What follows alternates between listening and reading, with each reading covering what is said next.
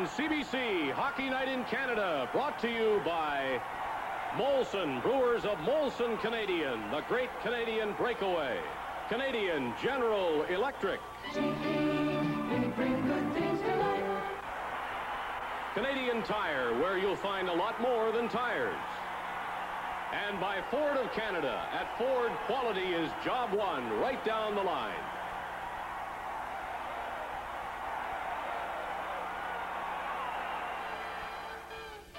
In Game 2 of the Prince of Wales Conference Championship in New York, the Islanders maintained their home ice advantage with a 5-2 victory over the Quebec Nordiques. The Nordiques played well in the first period and played even better in the second, but they couldn't cope with the sharp shooting of Mike Bossy. This, his 7th playoff goal, gave the Islanders a 2-1 second period lead. Then after the Nordiques had tied the game for the second time, the Islanders struck on the power play. Potvin to Persson to Mike Bossy, his second goal of the night and 8th of the playoffs, gave the Islanders a lead they never relinquished. They went on to score twice in the third period. And again in this game, the goaltending of Billy Smith represented a large difference for the Islanders. He's been the big star of the first two games. Tonight, the scene shifts for Game 3 to Le Colisee in Quebec City, led by General Manager Bill Torrey. The Islanders enter the arena, promise a different story by the Nordiques and their fans, but these are a talented and confident bunch of New York Islanders. Good evening, everyone. I'm Dave Hodge, and welcome to Game 3 at Le Colisee in Quebec City. The Nordiques, of course, have been in this situation before. They lost the first two games one series earlier at the Boston Garden and came here to Le Colisee needing a victory, and they got it with Wilf Paimon's overtime goal. That's what they're looking for tonight. Momentum that can come from home ice. The Islanders are talking confidently about a 4-game sweep, also talking about some boredom, even though it's been a struggle for them to this point. In Vancouver tonight, the Canucks against the Chicago Blackhawks. That's game number 3 of the Campbell Conference Final, and we will be showing you the goals from that game and some live action as well, and that has been a rowdy affair to this point. Our crew tonight consists of Danny Gallivan, who will be calling the play-by-play. He'll be joined in the broadcast booth by Dick Irvin, and we welcome Bobby Hull to the broadcast booth in Quebec City for game number 3. Stay tuned and we'll see what this game from Quebec City brings as our Stanley Cup playoff coverage continues in just a moment.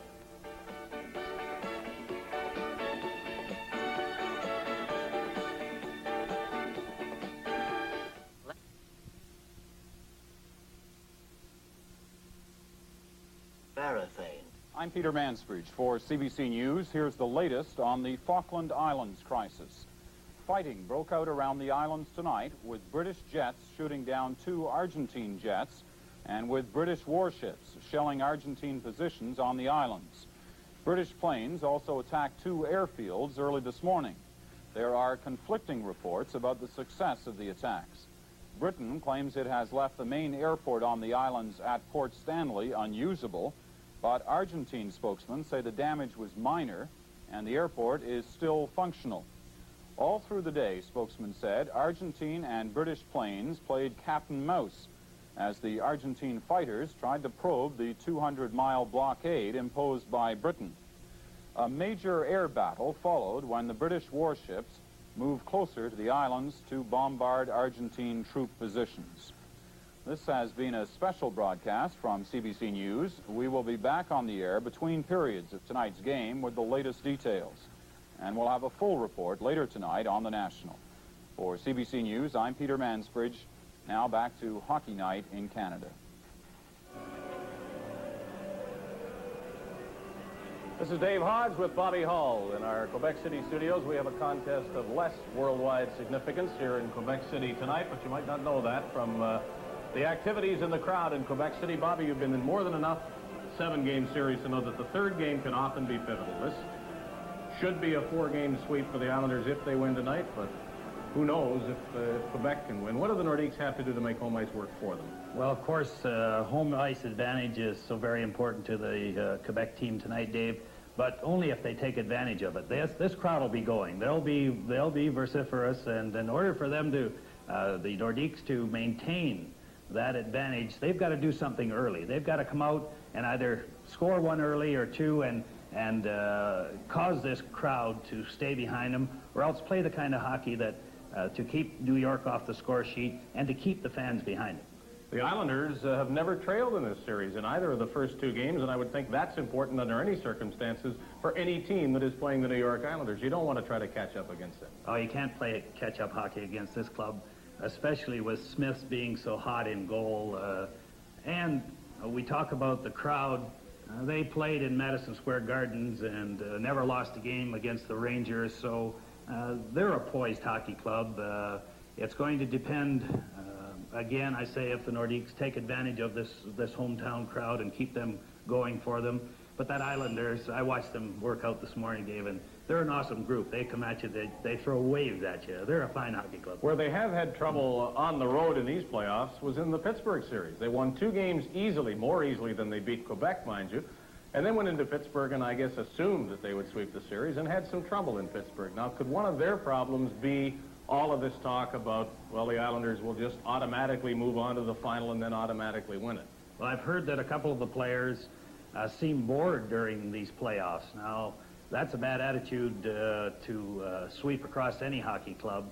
I think they had trouble in Pittsburgh because maybe the Trottier line was contained somewhat. But you can't give guys like Bossy a chance to shoot that puck because he doesn't miss very many. And I believe they're poised and they're winning the last 2 years. It should give them enough confidence that this kind of boredom in some of the boys won't really take over and cause any problems. Speaking of Trottier, we're liable to see Dale Hunter checking him in a virtual line matchup that Michel Bergeron could not employ at the Nassau Coliseum. Hunter against Trottier, what should we look for there? Well, I look forward to Dale coming alive. He and Bouchard, as far as I was concerned, were the key guys in that Montreal win. Dale hasn't, I think maybe he really tired himself out, and he should have because he played monumental hockey. But I think he'll come on here when given the task to check a guy like Trottier. He may just come alive and cause a little problems like he did in the Montreal series. The defense will be slightly altered tonight for Quebec, but it has been bruised and battered, and of course it was so important in the Montreal series that you worked and also against the Boston Bruins, so we'll have to see how the Quebec defense holds up against the relentless pursuit of the Islander forward. Well, we're getting set to drop the puck, and so we'll send Bobby upstairs where he will join Danny Gallivan and Dick Irvin. A lively evening here at the Colisee. We don't agree on many things, but Dick Irvin agrees with me on that. Well, I have some signs that I guess have been commercially printed by somebody. Go, Nordiques, go. This has been the first time that the Quebec fans have had a chance to greet their team since the dramatic win in Game 7, Danny, in Boston last Sunday night. They're down by 2. They were against the Bruins. Of course, they won the 3rd game, and we know what happened after that. And Dick Irvin is now covering his 15th Nordiques playoff game in 23 days. Now the national anthems. Oh, can you see by the dawn's early light what so proudly we hailed at the twilight last gleaming, whose stripes and bright stars through the perilous fight, for the ramparts we watched were so gallantly streaming, and the rockets had agreed, and devils bursting in it, gave proof to the night that the blood was still dead. Oh, see those dark star-spangled banner yet wave, of the land of the free and the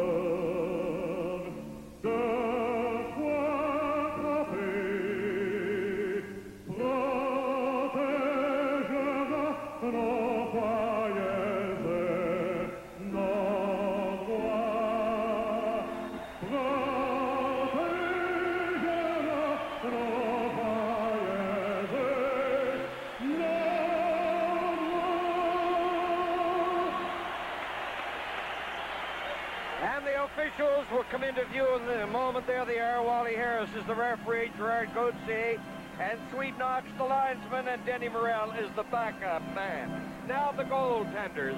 The visitor, I presume, first. Are we going to see anybody? Yes, there we have Billy Smith. He's been outstanding in the series. 2.57. Down the other end, Daniel Bouchard.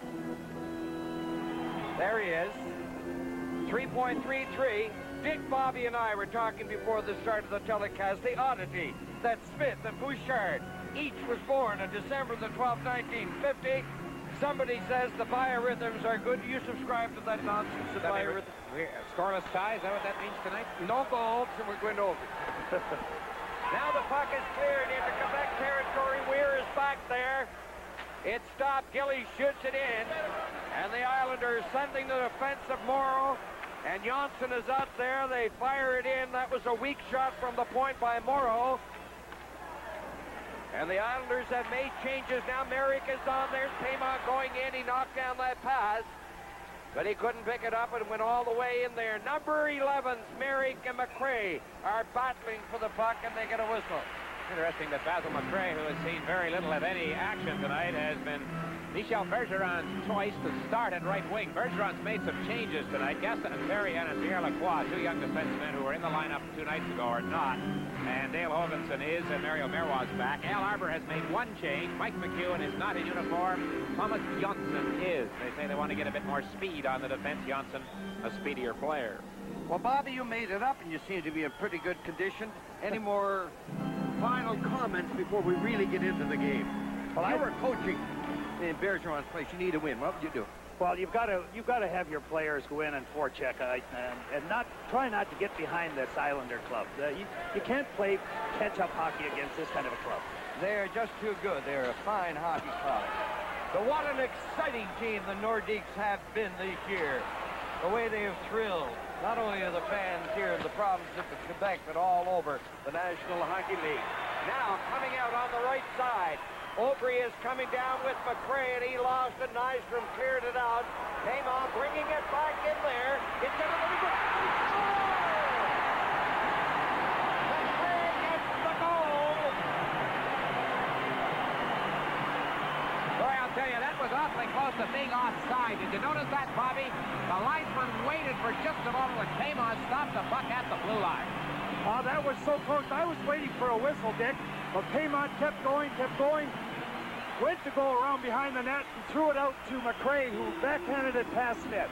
That's the way the Nordiques had to get started, and keep this crowd behind him. Well, it makes the coach look like a genius putting McRae out there starting the game.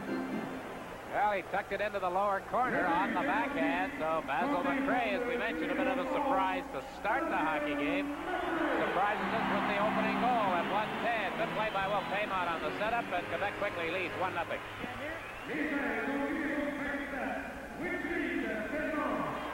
The announcement on the goal.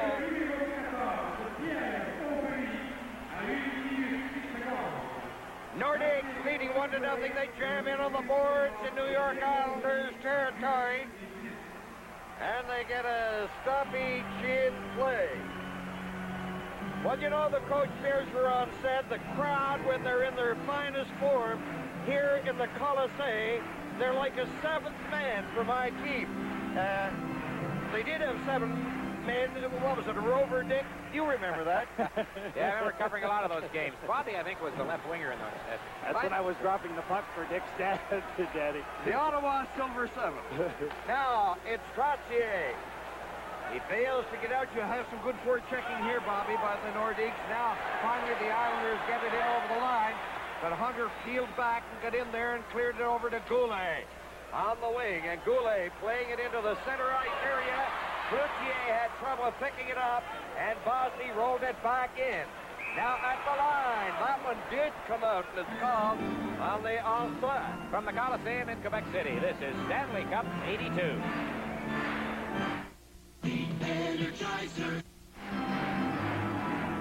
And there are the two coaches with Arbor, who does it quite often, hitching up his trousers. The left do some hitching up right now because they are behind, but it's just 1-0. Now it's centered, cleared away by Bouchard.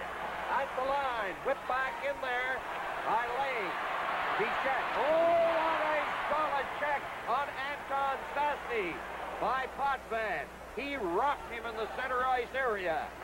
Into the center ice zone again. Potvin over to Sutter over on this side. Tonelli. Good defensive play there by Bichette. Now it's Stastny Marion coming up with Peter and Anton over the line. Backhand shot. And Smith covers up.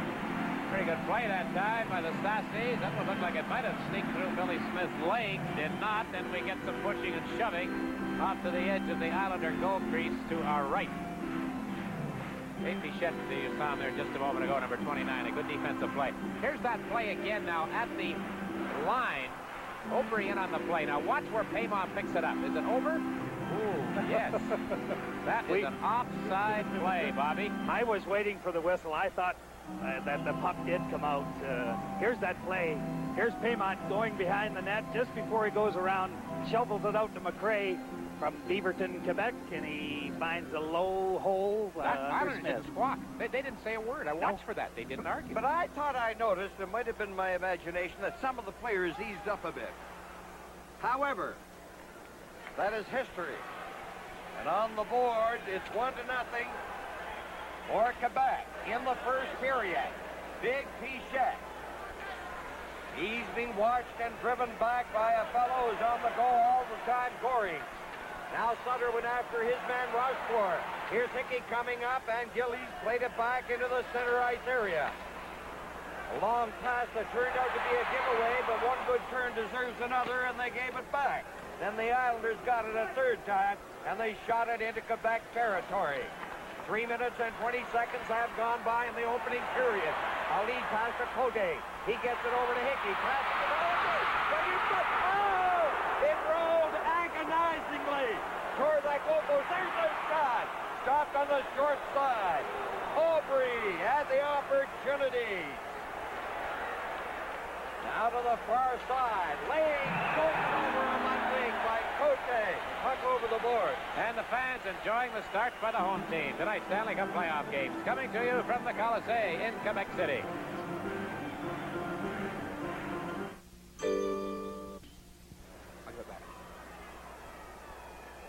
So the fans settled into their seats in a relaxed manner, I presume, after that close call down there to the right of Smith.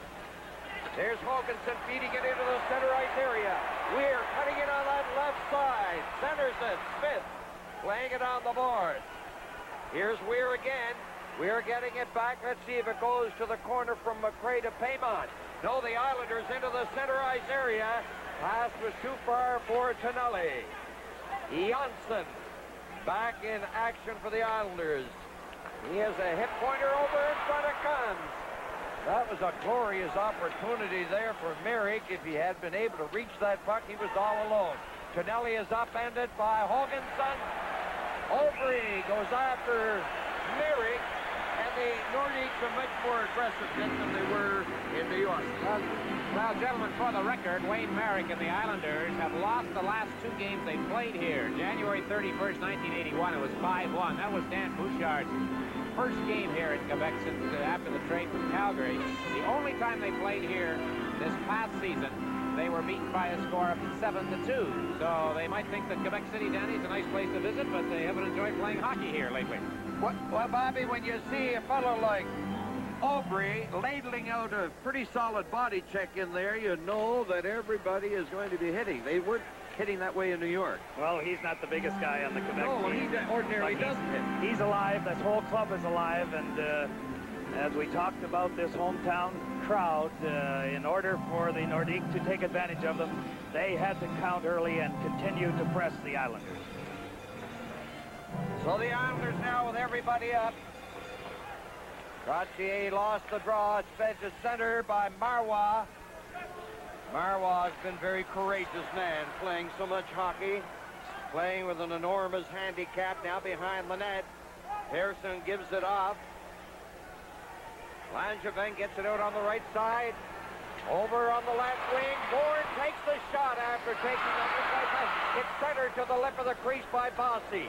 rattled back into the corner. Bossy is shoved by Hunter. Now it's knocked down. There's a shot. And Bossier was set up beautifully off the arm of Bouchard. Here's Bossy shooting it. Bouchard did not know where the rebound went, but he kept it out. Good pressure here by the Islanders. Having lost the stick, courageous Marois dove in on the ice, and the players mill about in that corner area. Dale Hunter taking a pretty good run at Mike Bossy as the whistle was being blown. Hunter almost kicked the puck into his own net, but a couple of giveaways there, Bobby, and a great stop, I thought, by Bouchard off Trottier when he got the blocker in front of that shot from the slot. Well, they're trying to watch this line individually, and I don't think you can do that. You can't be chasing individuals all over in your own end. You've got to play a kind of a zone. And if your man goes to a different zone, you stay there and hope that your teammate will pick him up. Once you start running with Bossy and Trottier, they'll run you all over the place. This is Hockey Night in Canada from the Colisee in Quebec City. Here's a confidence and quality offer to turn the import world upside down. It's on the new size Ford Ranger. Ranger offers a 2-year comprehensive warranty and 2-year scheduled maintenance. Now there's Mario Marois as the result of all of that pushing and shoving in the Nordiques zone. Marois gets the penalty. 5:22. Now Janssen over on the other side to Potvin in front. Janssen is going to keep it in. It went off Dupont's stick. Janssen over to Potvin. He's in his favorite position. Gets it into Sutter. A shot along the ice and blocked by Bouchard. Cleared down the ice. There's potency in this Islanders power play, Bobby. There certainly is. But it looks like Bouchard is on his game tonight. And if he is, he'll be tough. Potvin is the key guy in the power play. I would say so, and I've always said that puck coming out of the corners, those corner men are so very important, Danny, on a power play. Now Gillies to Goring's pass into the air, backhand swipe by Sutter. Clear down the ice. That was Goulet who hopped on it and shot it down the ice. 1 minute and 13 seconds left in the Marois penalty. We're into the first period with 13:45 left. A lead pass to Bossy over on this side. Islanders Potvin forced back, doing excellent work. Great work by Potvin. Now Bossy firing it back. Goulet, he has excellent speed going after it. Pearson trying to cut him off. Here's Goulet. Pearson cut him off, then stayed with him. And Potvin leads the power play attack. Pearson ahead, it goes to Bourne over the line with Trottier. Rochefort golfed it down the ice. A very solid and effective stand on the power play by the Nordiques. They're not giving the Islanders too many good shots. Now the time left in the penalty, 20 seconds. Islanders again on that left wing. It's Trottier in over the line. He's working right in the goal over front. They shoot. They score! Bossy, what a magnificent setup that was. Brian Trottier working by Dave Bichette as he came in on the left side. Trottier to Bossy, the well-established firm back in business. Bobby, it's 1-1. Let's watch this on the replay. Bichette, the cardinal sin. Watch how he looks at the puck on Trottier. See him go for the puck. He just slipped it by him, and there's Bossy coming in on the right side, and he doesn't waste any time. Here it is again. There's Trottier going past Bichette over to Bossy, and that Bossy releases that puck quicker than anyone in the league. Cut that into the play as well. Well, there's the gentleman, number 22. You saw him for a fraction of a second on the bench there. 22, Bossy. Here's Weir, big Weir, up on the left side. Morrow and Weir into the boards. Weir went down. Paymont getting it in front. And McCray couldn't pick it up. The Islanders swing it down on the left side for Merrick. If Hoganson touches it, it'll be icing. Hoganson does.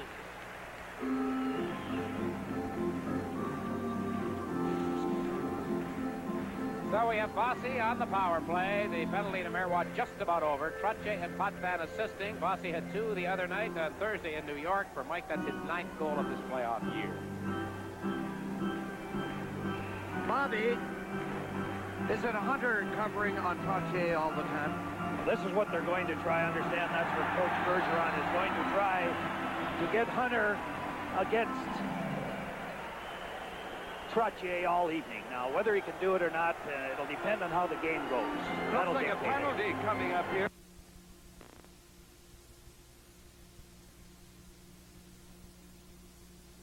The penalty box for a 2-minute penalty, so it could be a bench minor. And unsportsmanlike conduct, we'll have to wait for the announcement. But Denny Potvin's in the box, and now the Nordiques get their first chance at a power play.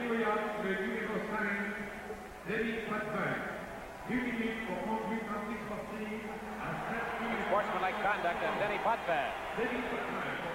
I guess we cannot repeat exactly the reason, Danny. Electronically unprintable. That's what they use, I think. Now there's Trottier clearing it down the ice. Let us now pick up the alignment on the power play for the Nordiques. The Stastnys, Peter, Marion, and Anton. The forward on the point on the left side, Colisee. Piché is on too. There's Peter Stastny getting it back. Here's Piché taking a look. Over to Marion Stastny. Piché to Stastny to the side of the net. Ready for Peter Stastny! Oh, they do that so well. We talk about the Stastnys, Bobby, in a situation like that, but give young Dave Bichette a lot of credit because he was the guy who controlled it at the right point. Well, I hope you can see here, Dick. Peter Stastny was directing traffic just before this. He told Marion, throw it back to Bichette, back to Marion, into Peter, and they had that defenseman, or that forward. I guess it was the defenseman. Now let's see if it was the forward in there covering Peter Stastny or not, but he just moved out far enough to allow Peter to come out of the corner. Interesting thing was Billy Smith was down on the ice before the play was made by Stastny. He had fallen already. So the Nordiques are leading 2-1. Gillies clearing it in. Gillies trying to upset Rushmore. Puck into the center ice area. Here is Goring. Goring is upended by Rushmore. Forced back. Marion Stastny to Peter. Back to Marion. It just didn't click. We've had 2 power play goals, both of them picture goals. Beautifully executed. Stastny takes advantage on the board. And that was Lane. Marion Stastny has shot. Pressure here by the Stastnys. Into the center ice area it comes. And Marion got back and played it to Marois over on the other side to Dupont. Dupont coming down, quick to the head. Potvin goes back in there, cruising in is Cloutier and Anton Stastny. Good back checking there by number 9. That's Cloutier. In off the boards. Hunter, he's tied up by Lane. Here come the Islanders. They hit the line, the pass.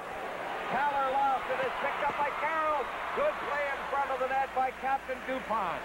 He intercepted a pass that was intended for Brent Sutter, and he was in behind Dupont. Now in the center ice area, Dupont lobs it into the corner area. Langevin is in there, and forechecking is Hunter. On with him is Goulet and Cloutier. However, the Islanders into the center ice area. Sutter up the line, having difficulty. Haller helps him out. Over on this side, the Langevin, they stop. Oh, on the line, almost on the line. Harris was there. He said, no goal, no question of a goal. With the score, the Quebec Nordiques 2 and the New York Islanders 1. This is Stanley Cup 82. Close call at the Nordiques goal. We'll take a look at it. The puck dribbled in behind Bouchard, just inside the post. Now look at that.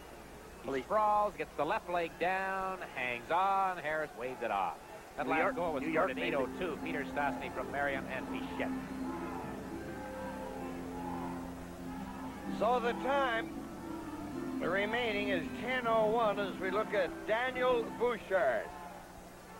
And the Nordiques are leading 2-1. The Islanders, everybody out. That is Hoganson. Tonelli diligently goes after Hoganson, who lugs it up on the right side and gets it into the center ice area. Tonelli has it handed back. There's the shot. It's off Weir's stick on the deflection, and it's over the glass.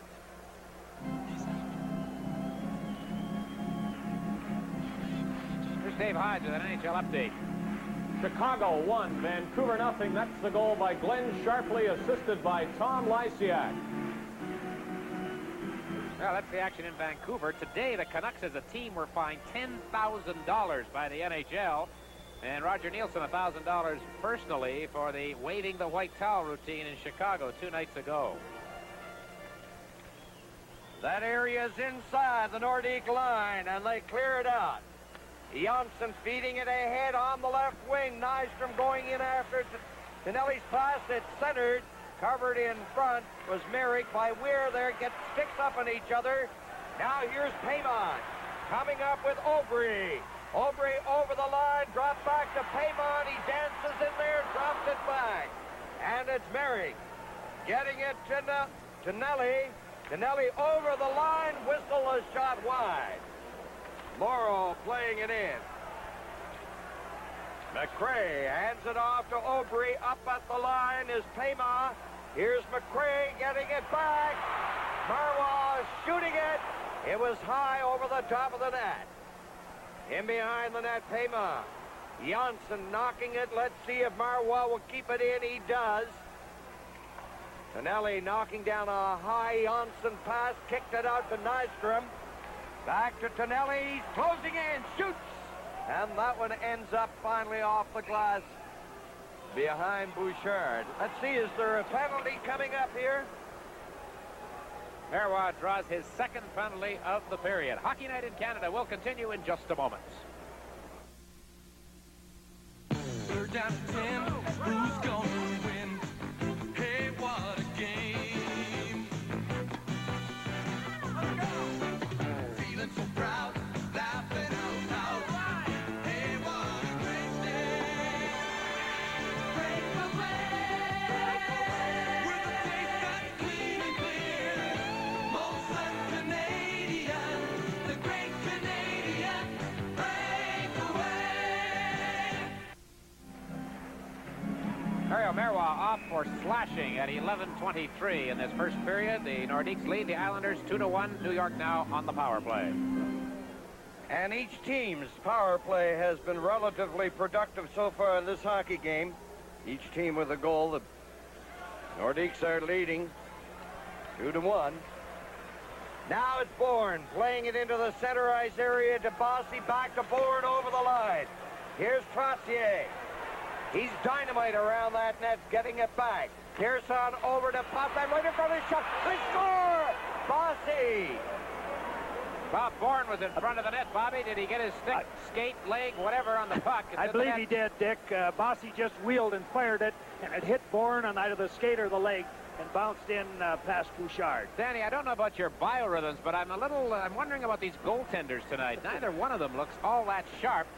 Here's the play here, Bobby. You're right. Bossy, boy, does he do that well. There's got to be a lesson in there for the kids, the way he fires that puck. Now watch, Trottier. I was telling you how important it is for that play to come out of the corners. Those corner men, there it is, back to the point to Pearson, over to Potvin, into Bossy, and it hit Bourne up in the partway up in his body and deflected past Bouchard. Well, there's a lesson being taught early in this hockey game. Do not get penalties tonight.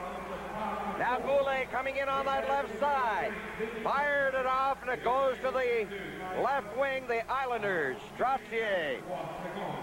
Over for Bossy. In behind the net. DuPont was bodied by Bourne. Into the center ice area. Goulet one-on-one. The shot. And a rising shot was wide to the far left side of Smith. Pichette gets it over on the other side to Rochefort. Trottier giving it to Gillies. Oh, that had to be a good stretch there by Bouchard to glove that one. It came in rather quickly. The Nordiques into the center ice area. Cloutier. Cloutier getting some skating room. Feeds it ahead on the left side. Peter Stastny around the net. Stastny getting set for a pass. He passes it. Pichette rolled it in front of the net. And it's knocked away by Gillies out on the right side. Now we're going to have a penalty, maybe eventually two. Let's see. Words between Trottier and Pichette. Things warming up a little bit right at the center ice area. Trottier was involved in the play. Peter Stastny went down. Trottier's gone to the penalty box. Live from Quebec City, the Stanley Cup playoffs. Get a toaster oven. Brian Trottier for hooking at 12:58. We've had 3 power play goals in about 4.5 minutes of playing time here. The last one, Bourne, his 7th of the playoffs. Potvin and Bossy assisting. There's Trottier hauling down Peter Stastny right at the center ice red line. So the Nordiques get their power play chance going again, Danny. And again, they have the Stastnys up front. Pichette is over on the right side, and Cloutier on the left point. Cloutier to Pichette. 6 minutes and 55 seconds the time left in the opening period. Marian Stastny over to brother Anton. The Islanders getting into that box formation. Pichette to the other side.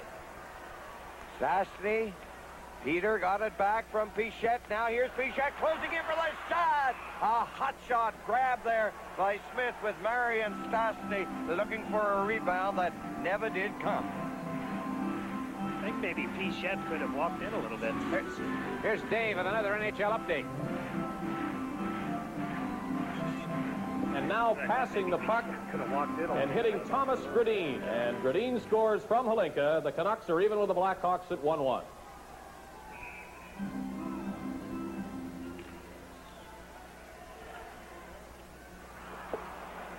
Now it's back into Nordiques territory.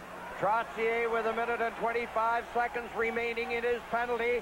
And a wave of 5 Nordiques come to the New York Islanders line. And they find it difficult to penetrate. And finally they have to go back into their own zone. Now Bourne is a penalty killer off the bench. He comes on. He goes deep into the New Nordiques territory. Marian Stastny over on the other side. Person spinorama there in fine fashion. Not quite as good as Savard, but it's effective. Rochefort touched the puck over his shoulder. And with the Nordiques having a man advantage, the faceoff will come down into the Quebec zone to the left of Daniel Bouchard. Well, there's Bob Bourne, who scored that power play goal at 11:43. Potvin and Bossy assisting. Mike McEwen, normally out there wearing number 2 for the Islanders, given the night off tonight by Al Arbor. Thomas Jonsson, the rookie from Sweden, taking his place on defense for New York. McEwen has played very, very well offensively, Danny and Dick, but I believe they felt they needed a little more speed here with Johansson, a little more defensive part of the game to be played. Caller to use up some seconds, took it to center, whipped it back in. Now we have 44 seconds left in the Trottier penalty. Here come the Nordiques. They don't get very far again. And it's cleared down the ice. It's Goulet on the other side. Tardif is on the ice. Is that the first time tonight? I think it is. He was outstanding. In New York on Thursday, he plays it to the side of the net. Around the net, Paymon trying to get it out. Hoganson is back at the point. Let's see, will he pass it or shoot it? He gives it to Paymon. Paymon is working off the boards to the side of the net. To Hunter, back to Paymon. Paymon getting set for the shot. Not much on it. Now Tardif giving it for a Hunter. They fight for it. Paymon comes up with it. 1 second left in the penalty. It's all over. Now Tardif rolled it. It comes through the lip of the crease, and gobbling it up is Trottier. He's down, in over the line. The shot 2 or 3 feet wide. Wheeling away into the center ice area. Good move by Hunter. Hunter coming down, chasing it against Tonelli. They ram each other in on the boards. Janssen playing it to the other side. It'll be cleared in by Hoganson. Score is tied at 2. Hoganson again cleared it in. Missing it was Morrow. And Smith was waiting just in case something like that happened. Janssen in the corner area to Tonelli. He trapped it. Chases it now on the left side. Over to Merrick, going in with Nystrom. Nystrom covered there by Dupont. Nordiques at the line. Audrey to Cote. Cote over the line into the corner. Merrick plays it to the far side for Tonelli. Tonelli, he hit Nystrom with a very accurate pass, a drop pass there to Merrick. He lost it on the right side. Marois Cote has it with Peter Stastny and Hickey. Back it goes to Cote to Stastny. A shot to the short side. It went off Smith or off the side of the net over the glass. This Stanley Cup playoff game is coming to you from the Colisee in Quebec City. With everything Canadian time. I'm Dick Irvin along with Danny Gallivan, Bobby Hull, and Dave Hodge. We are at the Colisee in Quebec City, Game 3 in this Islanders-Nordiques Wales Conference Final. Tempers getting a little bit testy out there following the stoppage in play. We've got too many players on the ice, Bobby, more than the allowable 5. Nordiques had a terrible line change here a minute ago.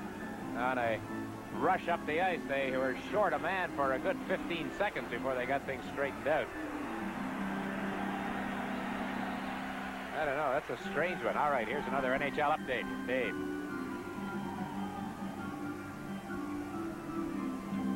From the point, the Vancouver Canucks have taken the lead, and that is the go-ahead goal by Neil Belland, beating Murray Bannerman from the point, and then the Blackhawks came back and tied it on the goal by Doug Wilson that we'll see if we get a chance. It's the same score as we have here, 2-2 in Vancouver. And the shots on goal, 8-7. Are we getting 2 penalties? I believe here at least an indication from Harris that one was going to goal. Trottier and Peter Stastny going again. Is that Peter Stastny, Bobby? I believe so. You're not going to intimidate him. Well, that goes back to the last movie there at center ice when Trottier hauled him down. They got in. Stastny grabbed Trottier's stick at that time and was upset. Well, then they started to fence a bit with each other right here. And again, it's NHL update time. Once again, no, it's not. I thought that was in Vancouver. There we see it. Well, that's NHL update, too. We're just updating the penalty situation here. You were right on the ball. Thanks, Dick. Danny. I needed that.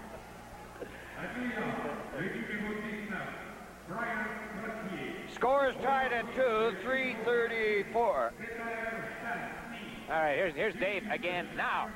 This is the Doug Wilson goal that tied it for Chicago after Neil Belland put Vancouver in front. It's a long shot from the point, and there haven't been many of these so-called bad goals beating Richard Brodeur. But that is the Wilson goal, and it's 2-2 in If that Vancouver. fellow Wilson hasn't the hardest shot in hockey, he's up there with the guy who has. Oh, he can really blitz it. He can let him go. And what a great kid he is, too. He's Murray Wilson's brother, isn't he? Now the puck in the Islanders zone. There is Potvin. Forechecking Colisee. Lane on the right side. Not spectacular in this series, but outstanding, that gentleman there. But he wasn't too good there. Lane, he lost it to Hunter. I can put the whammy on anybody. Now there's Colisee. Colisee turning in the corner, getting it back to Marwa. Over on the other side, right in front, Colisee. Couldn't get it, but a penalty. Is it a penalty? Number 5, Potvin. Well, Wally Harris busy all of a sudden here at this point of the hockey game.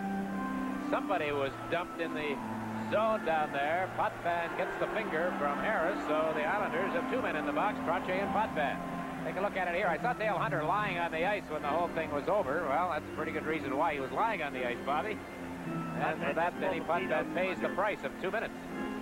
Potvin seems very testy tonight, doesn't he? He is, and he's not the only one. There's a guy in the penalty box over there, Trottier, that generally minds his own business. Well, you know, Potvin may have been reprimanded for making a statement, allegedly, that he found it difficult to get excited about the hockey. Well, I think not only he and that club felt that it was a boring playoff season. I don't know how these guys could be bored in the Stanley Cup playoff. So a glorious opportunity now for the Nordiques. They get the draw. It goes to Colisee. He swings to the other side. Colisee closing in, and a shot that's drilled. Pichette fakes it. He can move in there. He takes the shot off the arm of Smith. Colisee has it to the side of the net. Paymont back to Colisee. Paymont now with Smith after him. Paymont into the corner, getting it back to Anton Stastny. Stastny to Paymont. Paymont rolling it, still after it, into the corner. Stastny Pichette is going to move in. Let's see, will he shoot it? Hands it off to Stastny. Over on the far side, Cloutier fired a rising shot. And it's over the glass. Not getting many shots. They got control, but not getting many shots, Bobby. I believe they have to move it around on this one side, that the side that they flood, and get that one man playing, the penalty killer playing in the center, to move over to that side, and then with a quick pass over to where Cloutier was standing that time. They're not getting to him quite quick enough. It's interesting. Michel Bergeron the other day was saying that when they have the power play at home, you know, we've talked a lot about the patience this team shows, puck control. The fans, he claims, get the players a bit uptight because they yell, shoot, shoot, shoot. He said he doesn't like to hear that. Same thing in Winnipeg, Dick, when Hedberg and Nilsson, Schuberg, Mike Ford and I played on the power play, or Kent Nilsson. We used to move that puck around, and we'd move it around for a minute and 3/4 till we got that proper chance, and all you need is the one go at it. But the fans will be hollering at you to shoot the puck. Oh, yes, definitely. Now the Nordiques into the center ice area. They lose it. Taking it on the left side is Bourne, and he sends it back into Quebec territory. Peter Stastny and Trottier with 16 seconds left in the penalty. Top and 45. Here come the Nordiques. They rip it into the corner. In there goes Tardif. He bumps his man. But they give it up without really a fight there, and the Islanders take over. However, Pichette wheels back, comes in over the line. Trottier and Stastny are back on. Hunter turning on the boards. Back to the line. Cloutier over to Pichette. Off the boards. Goring cleared it down the ice. Bouchard coming away off. Now here's Barry and Stastny over on the far side of goals. Hunter turns. Hoganson is back at the line. Nordiques still with the advantage. 6 seconds left in the penalty. They take the shot and shoot. They shoot. They hit the goal post. The players celebrated as if it was a goal, but no light went on. Cloutier thought he had a goal. There's the shot. Barry and Stastny just wide. But there was no argument, no obvious argument from the Nordiques. There is Morrow down there, and he is doing a little fencing with Hunter. How did you see that shot? Well, I believe it hit the right goal post to Smith's right, went up and hit the crossbar about halfway across the net and then bounced out, or else hit on back in the net. But I believe it hit the post and then the crossbar. I don't know whether we can get a shot of that or not. Cloutier, I'm sure, thought it was in, as well as a lot of other people. Here it is here. Here's Cloutier. Here comes the puck.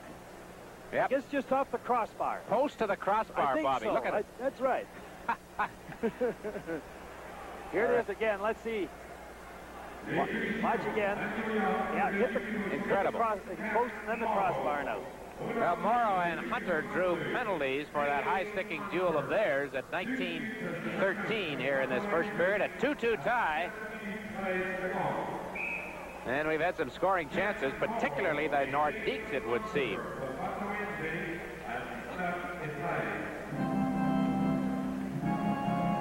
So number 6 of the Islanders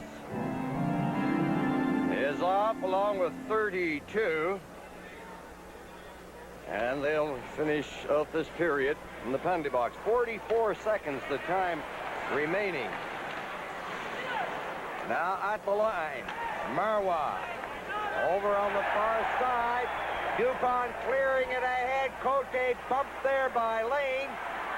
Peter Stastny twisting and turning. He spun around by Trottier. Is another visitation in order to the penalty box for number 19, Trottier. He has lost any chance he has for the playoff version of the Bing Trophy. His Stastny's going with him. That's the second time that they've been sent off together. You see Trottier take a jab at Cote, and when the whistle went, boy, he just won't quit. Don Cherry pointed this out the other night, Bobby. Whenever you check Brian Trottier, don't think the play's all over. He always answers you back. Well, Cote happened to run into him as he swung up in the center ice zone, and whether it was Stastny or whoever, he was going to take a whack at him. So the penalties have been called to Morrow and Hunter. Now we get Stastny and Trottier. Third time that they have come together. There's Stastny with the slash on Trottier in retaliation. They're both getting penalties for slashing on the play.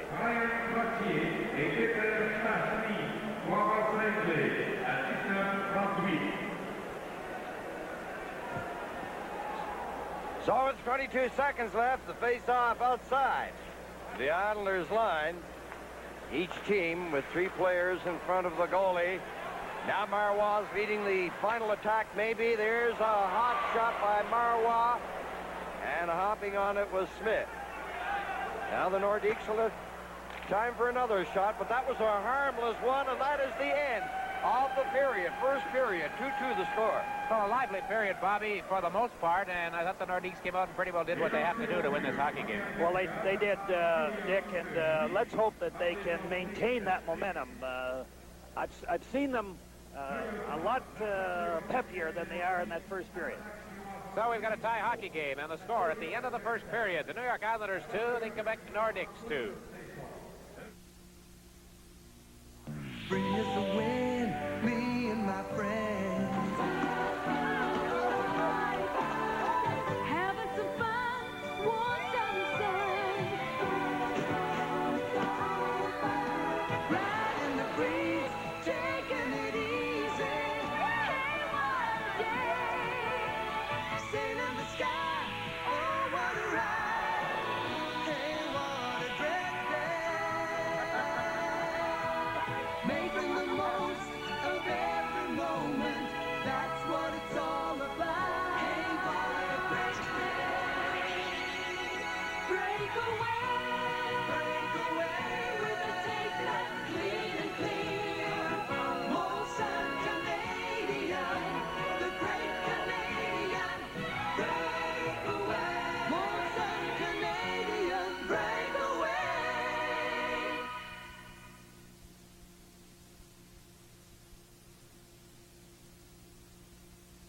Some oil companies make a lot of claims about their oils. But Quaker State offers an extended lubrication warranty on new car engines protected exclusively by Quaker State Motor Oil, the way they have since 1932. Now that's putting your confidence where your oil is. And what's more, with these new energy saver motor oils, you can save enough on gas to pay for the oil you use in oil changes. So Quaker State helps cars last and save gas too. No extravagant claims, just quality motor oil. Somebody's on a real tight budget. Somebody's got a muffler wall. Somebody needs a friend to turn to. I know where to go. Be somebody. Come to speeding. Be somebody. Not bad. Lot less than I expected. Hey, babe, wanna go to the drive-in tonight? Come to speeding. Place to go. Be somebody. Come to speeding. Place to go.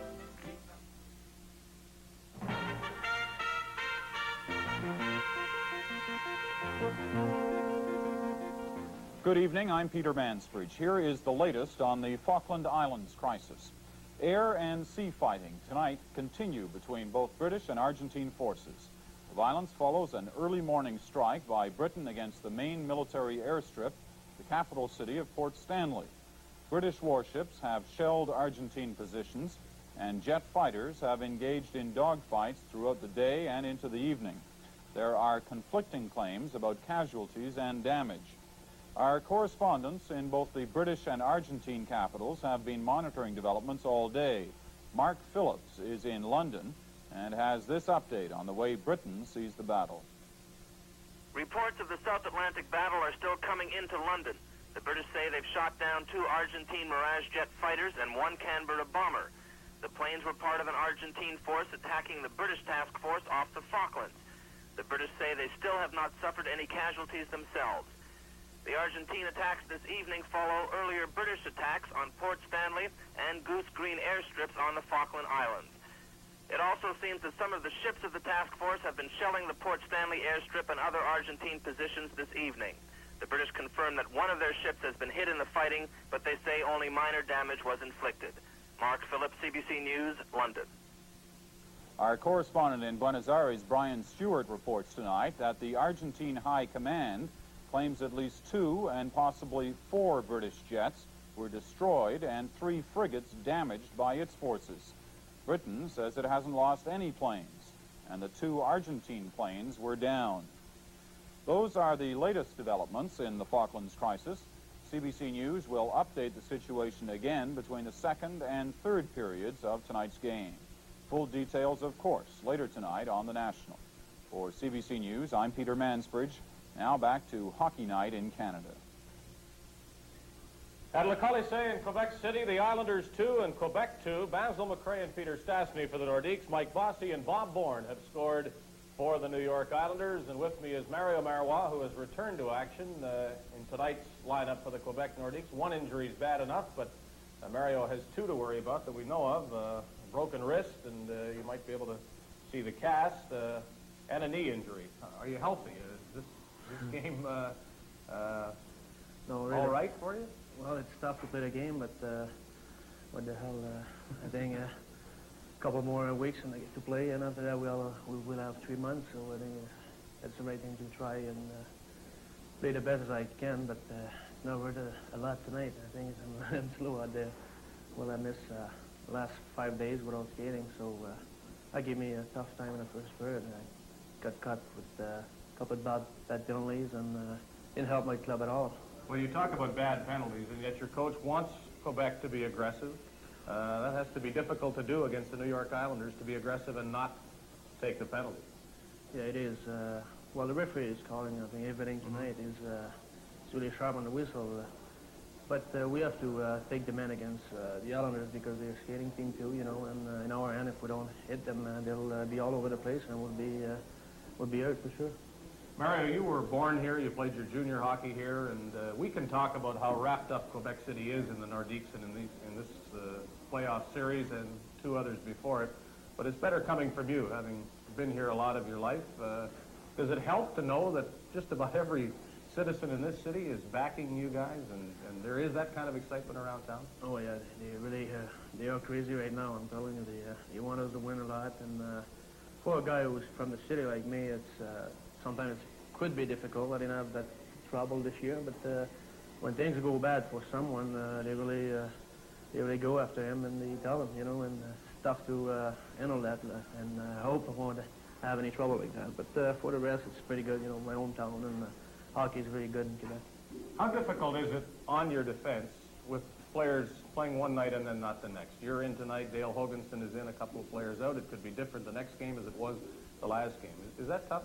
Yeah, I found out tonight was tough at first. You know, you're nervous much more, and you gotta have that first period out of the system, and after that, I think you'll be all right. But tonight I was nervous more than the other games. Are you pleased with the way the team played in the first period? Because I thought that there was a lot more intensity for the Nordiques than there was in Long Island, and that's to be expected with the crowd behind you. Oh yeah, we play much better. We're skating more, we're hitting more, so I think it would be in good shape. Okay, thank you to Mario Marois, Quebec defenseman, as the Nordiques and the Islanders are tied at 2. We'll be sending you to Vancouver shortly for more from the Blackhawks and the Canucks as Hockey Night in Canada continues in just a moment.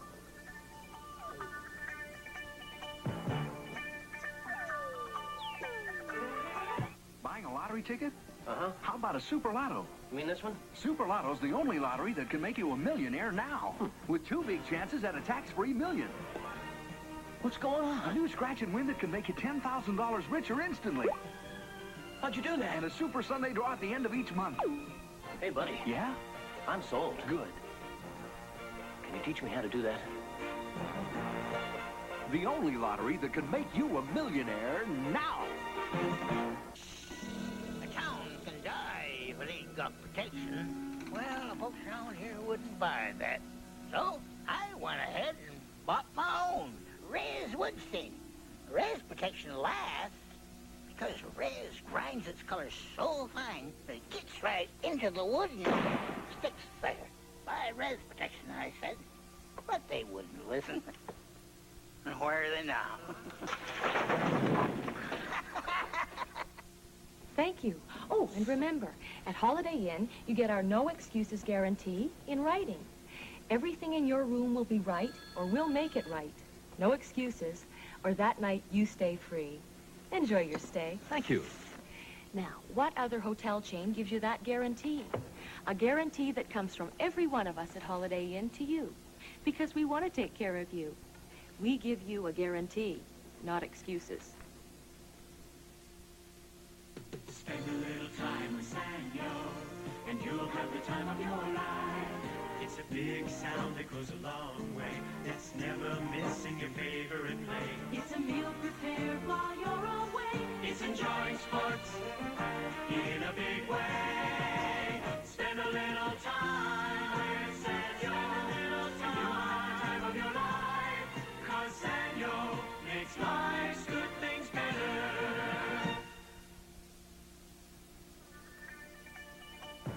Islanders 2 and the Nordiques 2 at the end of the first period of play at the Colisee in Quebec City. And when last we checked at the Pacific Coliseum in Vancouver, the Canucks and the Blackhawks were tied at 2. We're going to send you there now. Grant Mulvey of Chicago's just taken a penalty.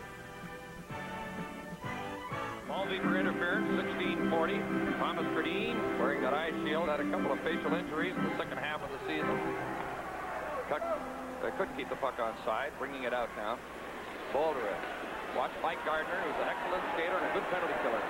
Gardner and Patterson are the penalty-killing forwards for Chicago, and they've been very good at it all season.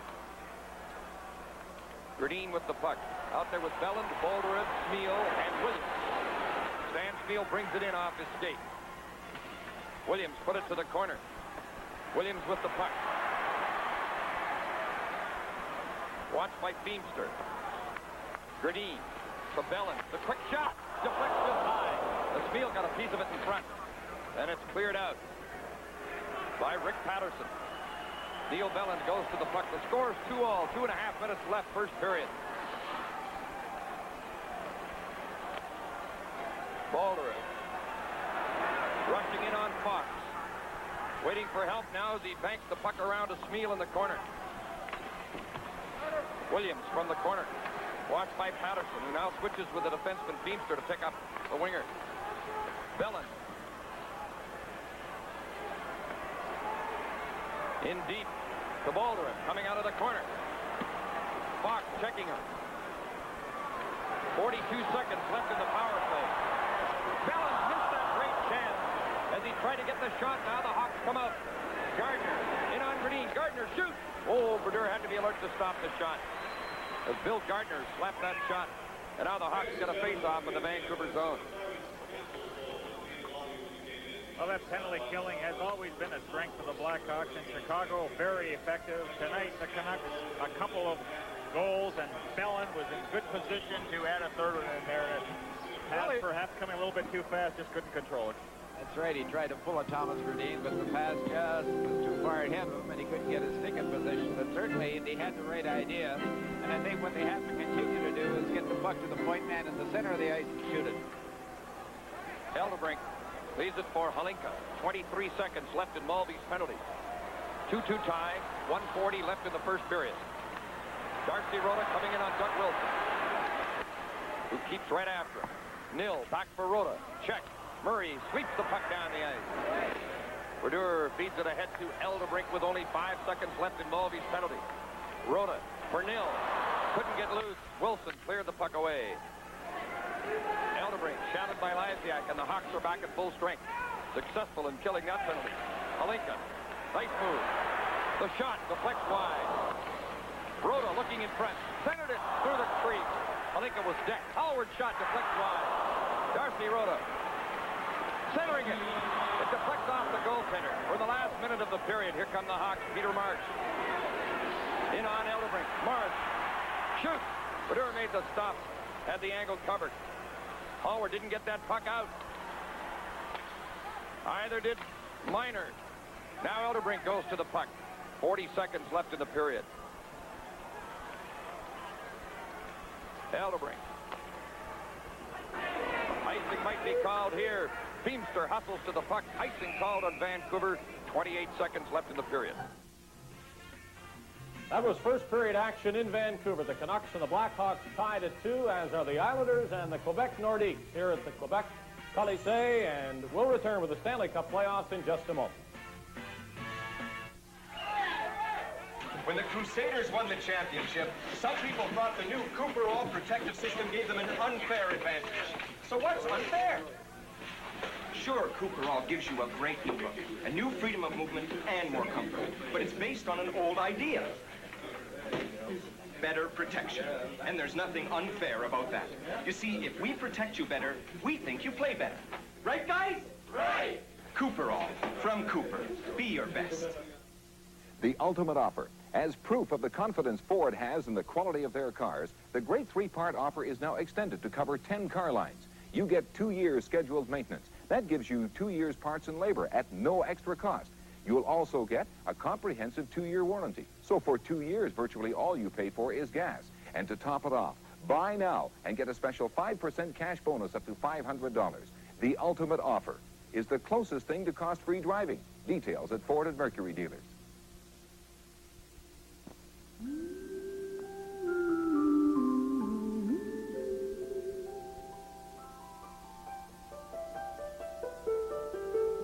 Providing their share of the family income makes a lot of sense to a lot of women these days. And so does buying life insurance. Think about your future and talk it over with a Mutual Life of Canada agent.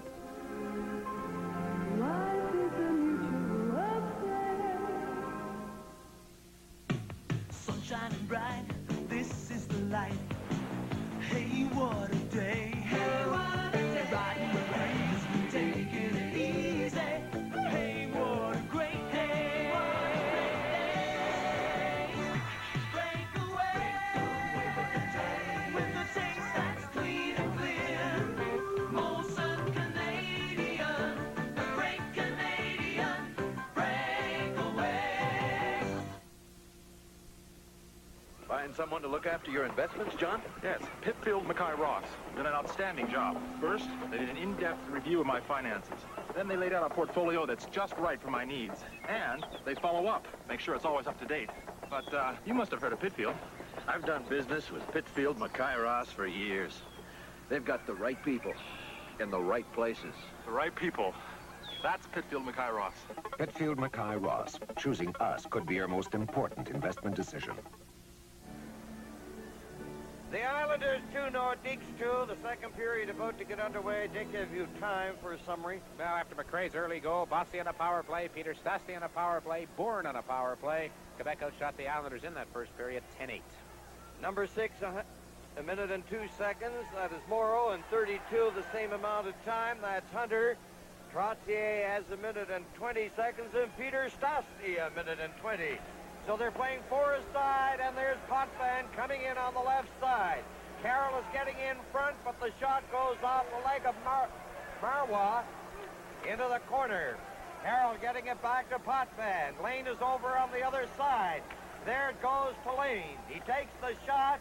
Carroll into the corner, zigging and zagging. He's given a shove there by DuPont, and Hickey has it for the Nordiques. Quebec into the center ice area. Here is Marwa cutting in, and he lost it to Potvin. Potvin coming out rather slowly, gets a neat pass on the left side to Bourne. He winds up for the shot. Blocked there by Pichette. Pichette takes his man Bourne in on the board. Struggling forward is Bourne, and it is loose for Pichette. Now then, Morrow and Hunter out of the penalty box. Quebec down on the right side. Langevin got a piece of Paiement, who then shoved his man, Persson. Paiement couldn't get it. It comes to the side of the net. Morrow of the Islanders takes his time trying to shake off Paiement to Persson over on the other side. Langevin gives it to Morrow. He's going to take the long shot.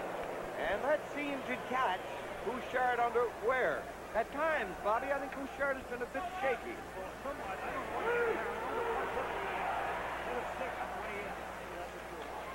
Now into the corner, they fight for it. The other penalized players are back in circulation as Hunter makes a move, plays it over on the other side. It's cleared by Pichette and gobbled up there by Cloutier, the shot, and he ripped it off Langevin. Now the Islanders into the center ice area. Keller leading Trottier. Bossy is getting in front, and Bossy was covered well there by Weir. The Islanders getting it out. Keller's shot. It's to the side of the net. Now Goulet failed to clear it out. It's slashed back by Keller. That's Bossy going after Weir to the other side. Cloutier could not negotiate contact, and it goes right back into the New York zone. 2 minutes and 30 seconds have gone by in the second period. 2-2 the score. The Islanders to the attack, broken up by Weir. They recover it. There's Caller, the back pass for Nystrom. Feeding it in for Merrick, knocked away by Hoganson. Nystrom into the corner, watched by Aubry. Now Goulet is going to be able to bring it into the center ice area. On the far side, he has Cloutier the shot. No difficulty there for Smith. Merrick wrapped it off the boards down the ice. There's no icing on it. Now we have played exactly 3 minutes and 15 seconds into the second period. The power play was a dominant factor of the opening period. The team splitting 4 goals. That's the way the scoring story looks at the moment. 2-2. There's Weir with a rather nimble pass. Anton Stastny couldn't get it, and Merrick shot. Goes to Nystrom. Lining him up is Weir, and Weir missed him. Nystrom takes a look. Weir now after Nystrom again. The Islanders on the board. Merrick clearing it back into the corner. That is Tonelli. He centered it in front, and Merrick couldn't fire it onto the target. It hit a stick in front of Bouchard. Now Peter Stastny. Stastny clearing it right in front for Marian Stastny. And it was Nystrom, who is an excellent two-way hockey player, got back. Nystrom is particularly tough, Bobby Hull, in the playoffs. Oh, he's strong. We all remember that big goal he scored back in 80 series. Now getting it at center. Boring trying to set up Gillies after taking the Sutter pass. Somebody is injured there. That's Rochefort. He went into the board awfully heavily. Fell into it, it seemed, with his right shoulder down on the boards just above the ice. He went in there with Clark Gillies. Concern, of course, expressed by Michel Bergeron as Rochefort is down in the area behind the Quebec net. That's all they need, another injured defenseman. Oh, yeah, tonight, you know, Dupont is playing hurt, Marois playing hurt, Hoganson is playing hurt. That's the experience, Bobby, that they have, and these young defensemen began to show signs of wear and tear, I thought, in the third period the other night in New York in Game 2, and you can't blame them. They have no playoff experience, and they're having to do all the work.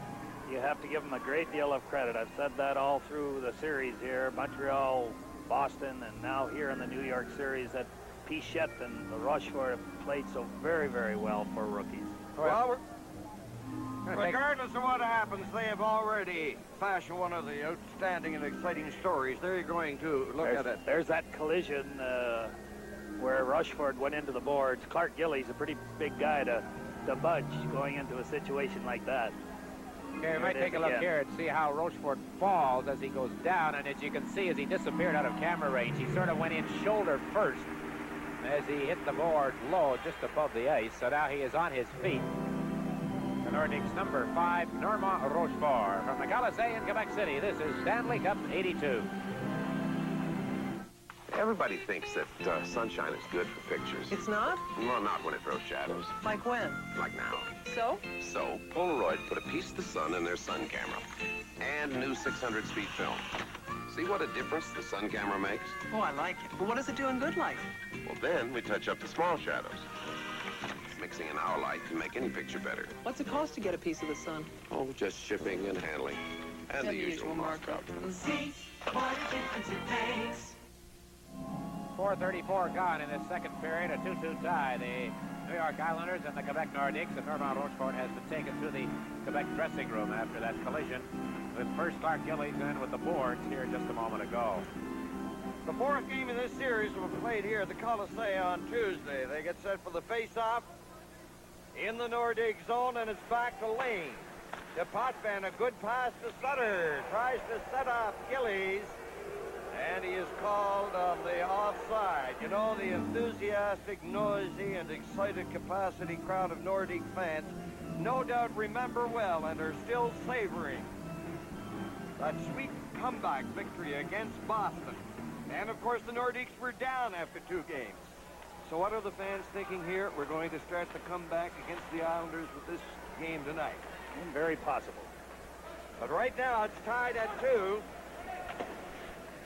There's Lane slapping it. Pichette getting it back to the line.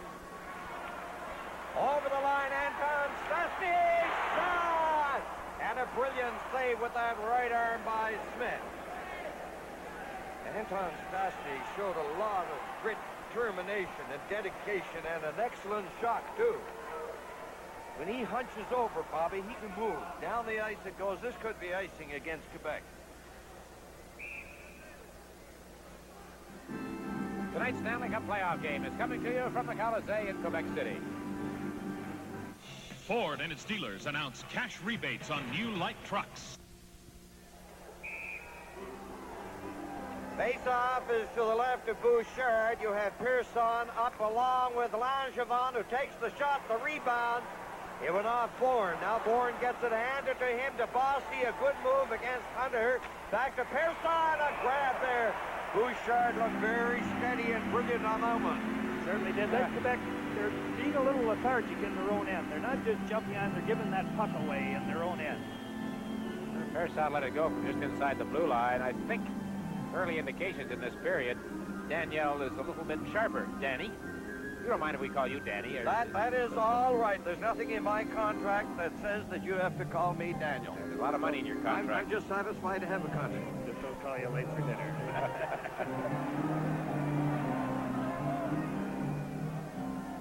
If you've just started to look in on us.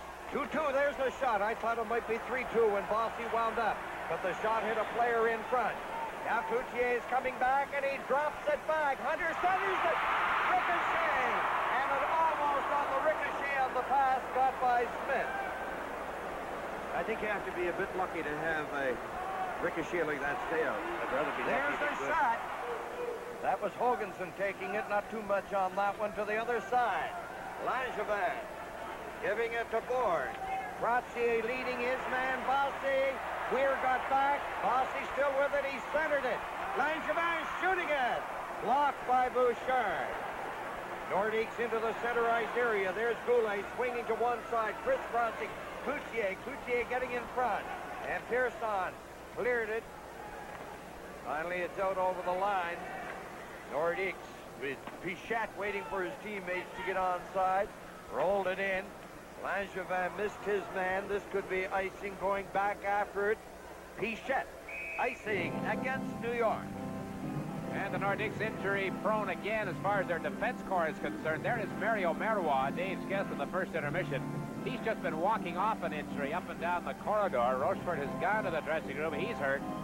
Boy, they are really suffering. They're like snake bitten, Bobby, and that defense corps of theirs.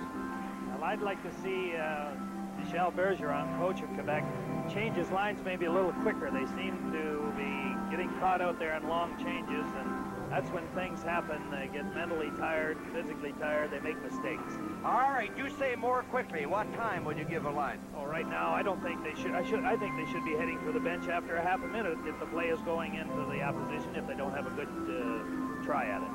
That's what I like, that specific stuff. There's the shot. Smith didn't like that, but he got in front of it, and Weir let it go, but it was fairly high. Now Pichette in there, forechecking Nystrom along with Merrick. Or Nystrom, will he get it in front? It went off Bouchard's stick over the glass. This is Hockey Night in Canada from the Colisee in Quebec City.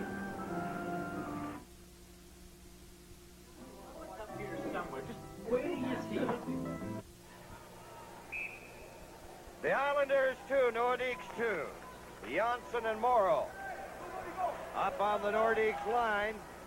We're getting it out on the left side. There's a pass into the center ice area. Here's Hickey cutting in, putting on the brakes. Cote slammed it. Hickey takes the shot. Morrow playing it ahead to Nystrom. Mary got away from Cote's check. Offside pass to Tonelli. Well, there is John Tonelli, who's become quite a hockey player. The winning goal when they won their 15th straight on Chico Resch late in the third period. The overtime goal that gave them the victory in the first series, that close one over Pittsburgh. Saw John's dad last night at a roast they had for Brother Dennis up in Milton, Ontario by the Optimist Club. Toby make sure to say hello to his son and wish him all the best. We had a great time. Great time. Was Dennis very humorous? Oh, he is so humorous. We had the greatest group of speakers that I have ever heard. They were very, very, very excellent speakers. Brother Dennis, he topped it all off, and he roasted everyone else. Don't tell me you roasted your brother. I had nothing bad to say about it. Now it's Nystrom coming to the line, making a move. And it hit Weir. Score is tied at 2. Holkinson's pass too hard for Paymont, and it's cleared down the ice by Nystrom, mixing it up now with Paymont. Oh, a right hand by Nystrom, and that leads to a struggle. Paymont and Nystrom.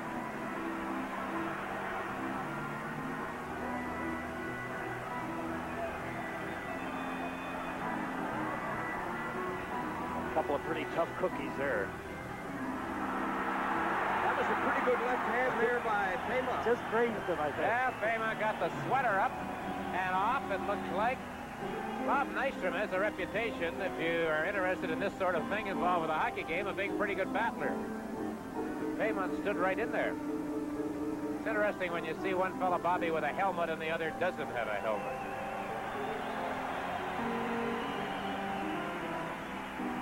Well, they both are battle-scarred warriors when that one's over. Paymont started the game with a patch on his chin area. There he is in the penalty box with the score. The New York Islanders 2 and the Quebec Nordiques 2. This is Stanley Cup 82. These men have just bought the 1982 Lawn Boy Supreme. Well, I try to take a look at the beginning of this Bob Nystrom-Wilf Paymont confrontation. There it goes, off the boards. And was it when they came off the boards, Danny, that Nystrom swung around with the right hand?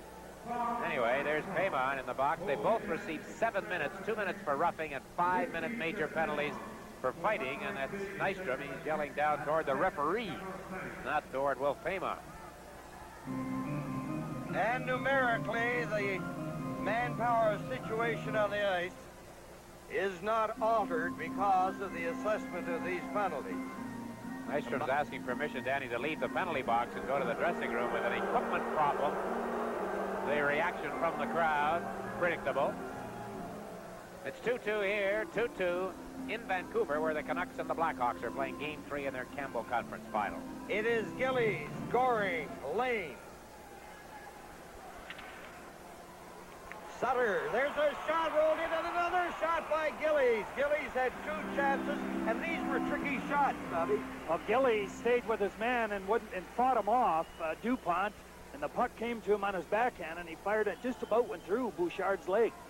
Bobby, when you think of this game, it just kind of, the Islanders have had 2 or 3 chances like that. The Nordiques are not jumping on the rebounds at the other end of the rink. That seems to be one thing that they could be doing a little bit better. Well, I said early they were a little lethargic in their own end in clearing the puck. They gave it away a couple times, and they aren't just as sharp as they could be. Well, lethargy cannot be a part of your play if you're playing a competent and experienced team such as the New York Islanders. You'll pay for that lethargy. You certainly do. But right now, the price has not been too exacting. The score is tied at 2. Dwayne Sutter in the corner. He's knocked to the ice by DuPont. Marwa gets it ahead. Marian Stastny into the center ice area with his brothers. A drop pass. Anton over to Peter. It's shoved into the center ice area by Gillies, going down with Sutter. Sutter dropping it back, and thank you very much, says Peter Stastny. And he leads this man, which is his brother, Marian, down the ice. Anton, Marian Stastny had his stick held by Lane, and solicitously he looked at the referee as much as to say, how about a penalty there? For the second time in the game, the Vancouver Canucks have gone ahead of the Chicago Blackhawks. This is in the second period of play, and the goal is scored by Kurt Fraser. Just outside the face-off circle, he beats Murray Bannerman in the Chicago net. The Canucks lead the Hawks again, 3-2.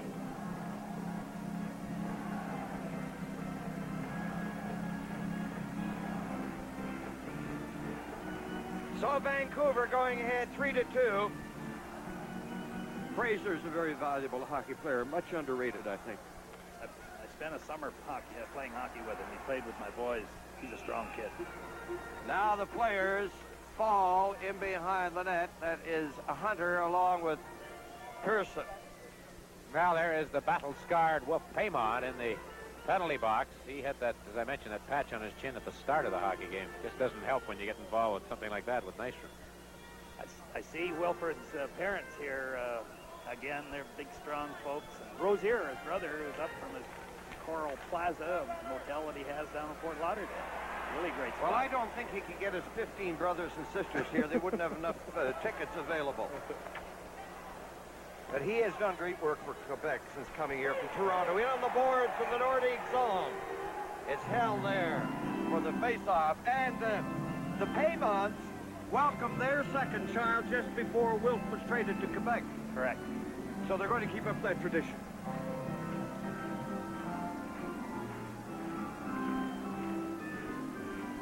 Ten minutes and 58 seconds, the time remaining in the second period. Islanders 2, Nordiques 2. It is DuPont. Marois swings over to the other side. It's lugged up by DuPont. A good pass into the center ice area. Cloutier banged Hunter's pass in. Here is Smith. Hunter knocks Langevin down. The Nordiques. Penalty for charging, I think, the call against Hunter. And Langevin is warning number 32, Hunter of Quebec. What happened there? Hunter tried to get Langevin involved. Langevin just pointed to the penalty box, and that's where Dale Hunter's headed for right now. Hockey Night in And a little X. I'd like to talk to the owner of this establishment. The good things never change. Molson Export keeps on tasting great. Oh, I hope it's sunny tomorrow. What? Give up all this?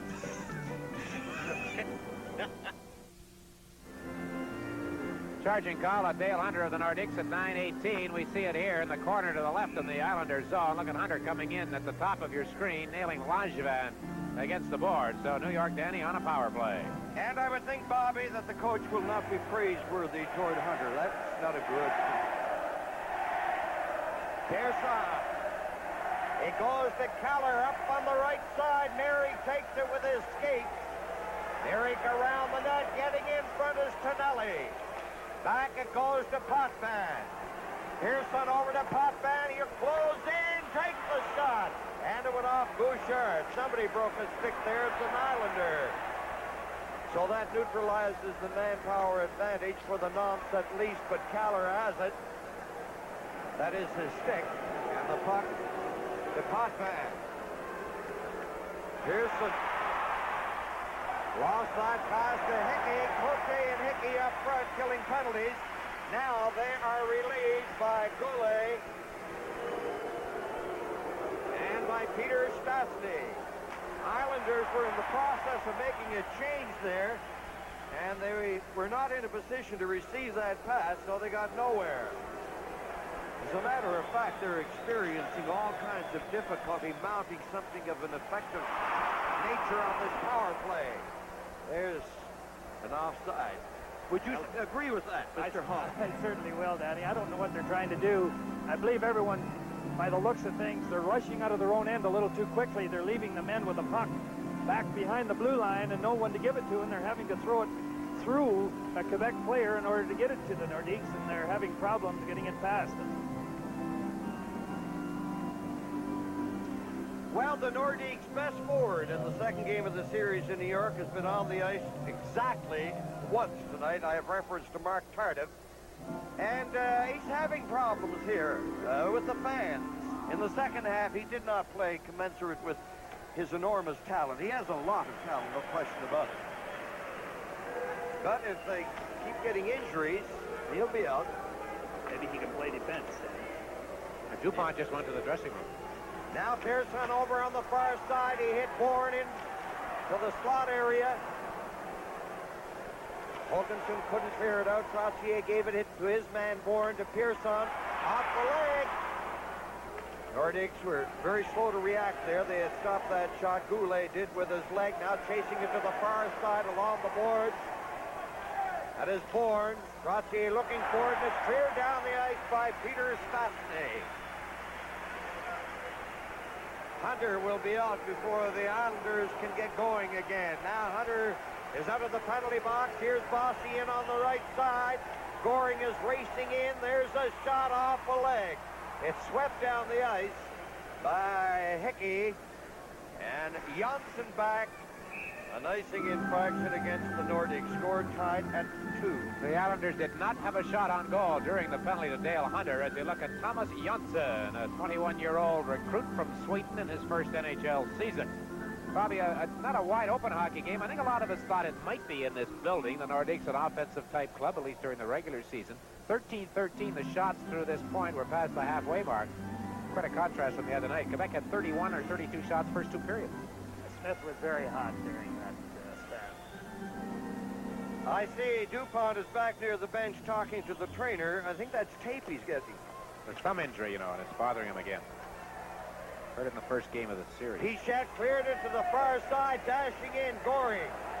Cloutier covered up on him. Pichette lost it, Cloutier with it. Islanders, everybody in over the line, doing the forechecking. Gillies clearing it in front. Scored tied at 2. Weir in on the boards along with Dwayne Sutter. And they get a whistle. Well, a bit more pushing and shoving, but the action isn't exactly breathtaking right here at this point of the hockey game. Dave Pichette involved down there in the middle of things, along with Clark Gillies and others. Mark Tardif's on, Danny, just saw. We have a couple of presidents on your screen right now. On the left is John Ziegler, president of the National Hockey League. And on the right of your screen, Marcel Aubout, the president of the Quebec Nordiques, as they sit directly behind the Quebec players' bench. 7 minutes and 58 seconds, the time remaining. The shots on goal reflective of a rather slow, not wide open type of second period. Shots on goal 13 for each team. A body belt there by Gillies. Against Weir, the Nordiques lose it. Here's Goring, feeding it in front to Gillies.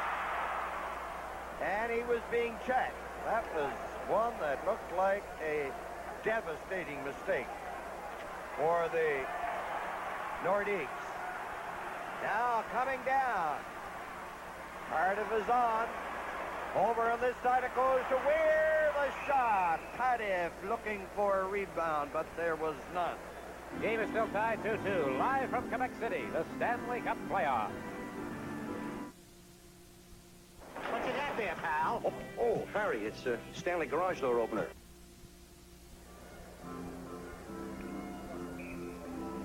And there you see the score, Islanders 2, Nordiques 2, all goals coming in the first period, which was certainly from a spectator's point of view a much more pleasing period than this. But the purist might tell you that this is better. I don't know. You tell me. Guess I'm not a purist. That's why I didn't. Neither is Bobby. Now it goes to the other side on the boards. Puck is loose. The Islanders coming up with it. There's been a fair and a sizable number of giveaways. Mentioned that earlier. They're really giving the puck away. They're just That's very not sloppy. sharp at all. That's very sloppy there. Now into the center ice area. Peter Stastny. Stastny putting on the brakes. In it goes off the stick. Anton Stastny still with it. Back it goes. And they miscue on that setup, and that was Anton Stastny who was responsible. You know what might open it up and make them a little sharper? A goal to break the tie. Let's see who's going to get it, if anybody in this period. On the board, Barry and Stastny coming into the center ice area. Fires it over to Anton. Anton into the slot area, being checked, cleared it in front. And Lane gets it to the line, not out. Weir knocked it back. There's Lane again. And Keller. When he first came here, he was known as Kallur, very sophisticated. Now it's to the line in front. But that name has been North Americanized to Keller. Here is Peter Stastny. In over the line. Marion Stastny winds up. And the goalie on that was Lane. A little pressure here now by the Nordiques. Finally, it's cleared down to the Quebec line. Pichette hands it off to Weir. Back to Pichette, forechecking Carroll. Up on the right side. Hickey couldn't get it. 5.5 minutes remaining in the second period. There is an offside. This Stanley Cup playoff game is coming to you from the Colisee in Quebec City. You know you've wanted a home for... Face off outside the Islanders line. It's ripped in there by Marwa. He almost did Wally Harris. Had he hit him, it may have delayed his golfing season. He's a two-handicapper. The handy guy for the Islanders, Billy Carroll, 22 years of age, former London junior. He's a lot in a defensive role. He doesn't play in this. This is a kind of a new line out here now. Carroll, Gillies, and Brett Sutter. Langevin ahead to Dwayne Sutter. Carroll reaching for it. Marwa turning, scored tied at 2. Pouncing on it, Pearson to Gillies. He's upended at the line. Carroll in there to get possession. Into the corner. Brent Sutter passing it back. And it goes down the ice. 4 minutes and 46 seconds left in the second period. Up to the line, the Islanders. Here's Carroll chasing it, broken up, given back to the Islanders by DuPont, and Langevin shot it in. Here's DuPont getting a second shot to set up a play. He gets the pass to Cloutier. Coming in is Goulet over with Hunter. Good back-checking there by number 22, who is known mostly for his goals. I have reference to Bossy. He came back there very well. Janssen flipping it. And it goes to the bench of the Nordiques and then falls to the ice. You know, Bobby, you were mentioning off the top of the show that some of the Islanders say, well, you know, we're getting bored by all this, but it's interesting to be in New York to get the reaction down there. They really can't do anything right in the eyes of some people. They expect so much of them as we look ahead to the promotional fact that next Tuesday night, Game 4 will be played here at the Colisee, 8 o'clock Eastern Time. You know, they've won 6 of the last 7 playoff games, and yet the feeling is, what's wrong with the Islanders? You know, that's the price you pay for success. Nordiques failed to hold it in. Marwa to Cloutier. Now DuPont takes a look. Where will his pass go? It's a bit of a shot, rolling it in over the line. It's loose in the slot area. Backhand shot by Goulet, and he never did get it airborne. He was up against Bourne. Well, if you're not going to get it airborne, I suppose you should be up against Bourne. Now it's into the center ice area. At the line. Here's Trottier with Bossy. Pass into the slot again. Bourne was belted there by Hunter. Janssen cleared it into the center ice area. Bossy got it back to Morrow, to Bossy. 2-2 the score. Here's Bossy falling. He fell without taking a body check. Morrow shoots it, kicked nimbly to the wing by Bouchard. The Nordiques, led by Anton, fasting it over the line with Marion. They roll it right in front.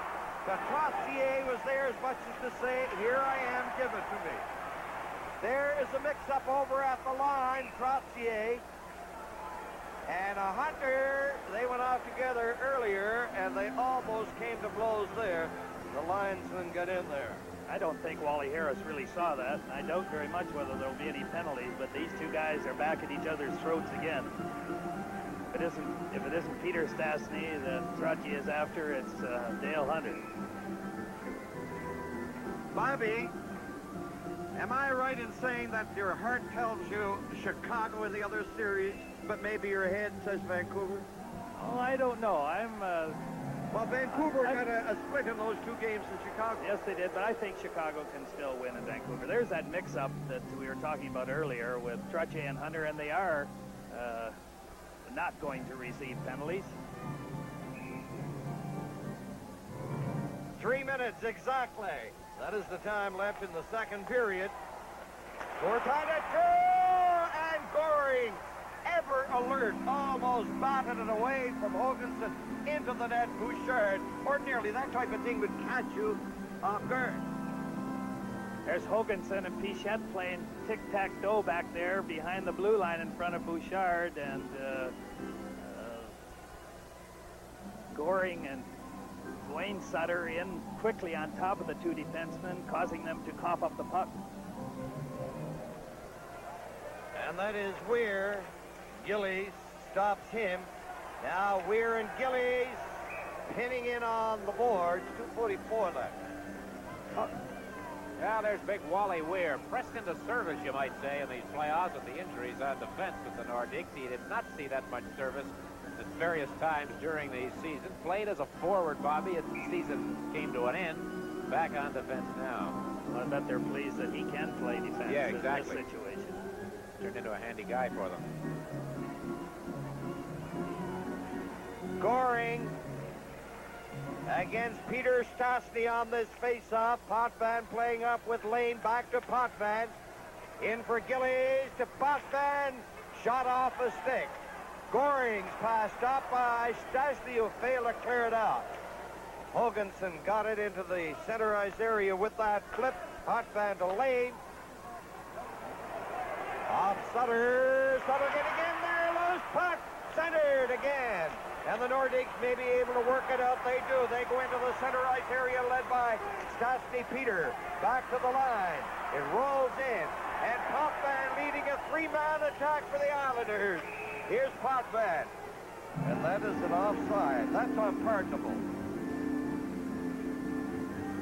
We welcome the viewers who have been watching the Vancouver-Chicago telecast. I'm Dick Irvin with Danny Gallivan, Dave Hodge, and Bobby Hull here in the Colisee in Quebec City. 2 minutes and 6 seconds remain in the second period, and the Nordiques and the Islanders are in a 2-2 tie in a game that has produced a lot of close checking, a total of only 31 shots on goal, 16-15 for the Islanders.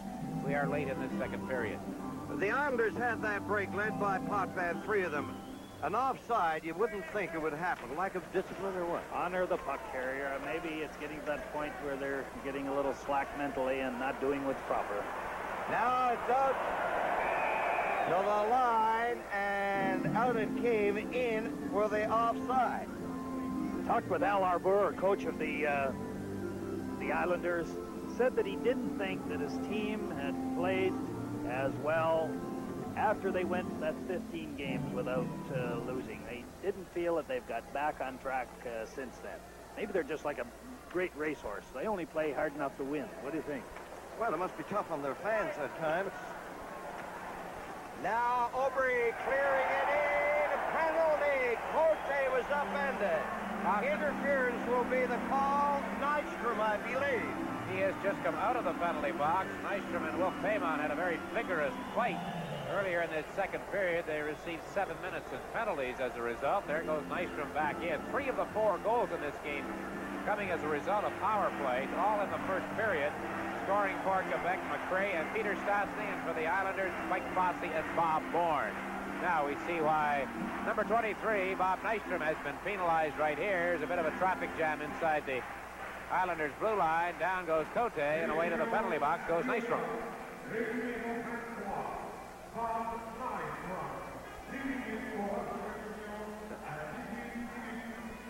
So a minute and 43 seconds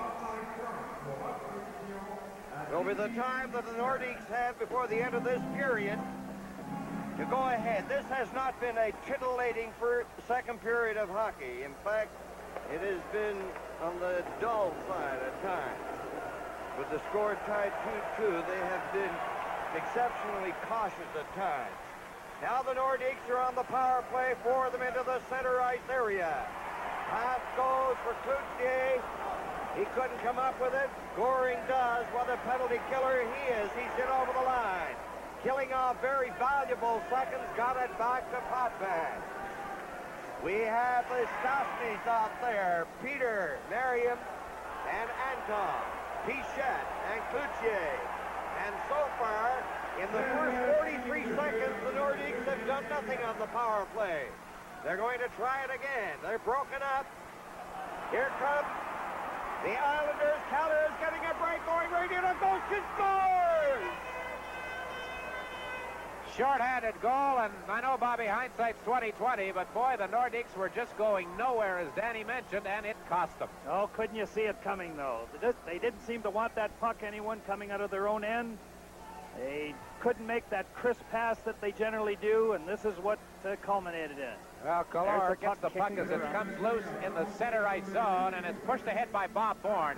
Good move, Bobby, by Calor as he goes in close. Look at that side. Well, Bourne made the big play, pushed it ahead of Pichette, then took Pichette out so he couldn't get over to Calor. And these European hockey players, Bobby, have a great flair for finishing off a play with a flourish. They sure know how to get it done. You know, they deke and move around, generally using the wrist shot. 35 seconds the time left in the period. 50 seconds remaining in the penalty to Nystrom. And the Islanders are leading 3-2. There's an offside. No cohesion in the power play for Quebec. Here's that Calor going in on Bouchard. Makes Bouchard make that first move, and then fired it low to the far corner. So Bourne on the assist, Calor at 19-12 on the shorthanded goal, and the Islanders up.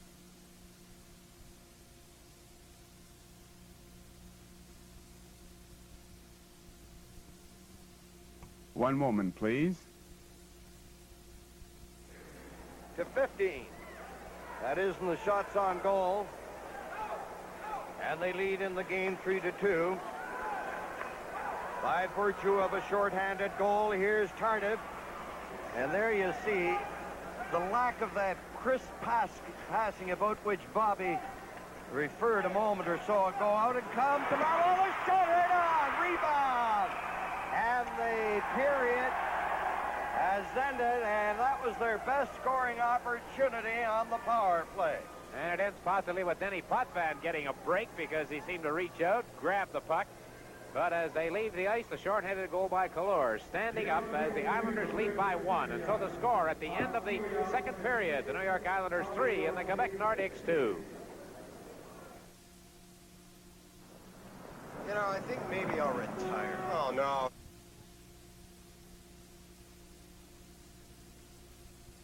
With everything.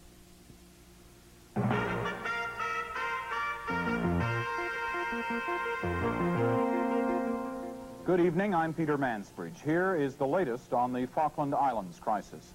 Fighting between British and Argentine forces continues tonight, both in the air and at sea.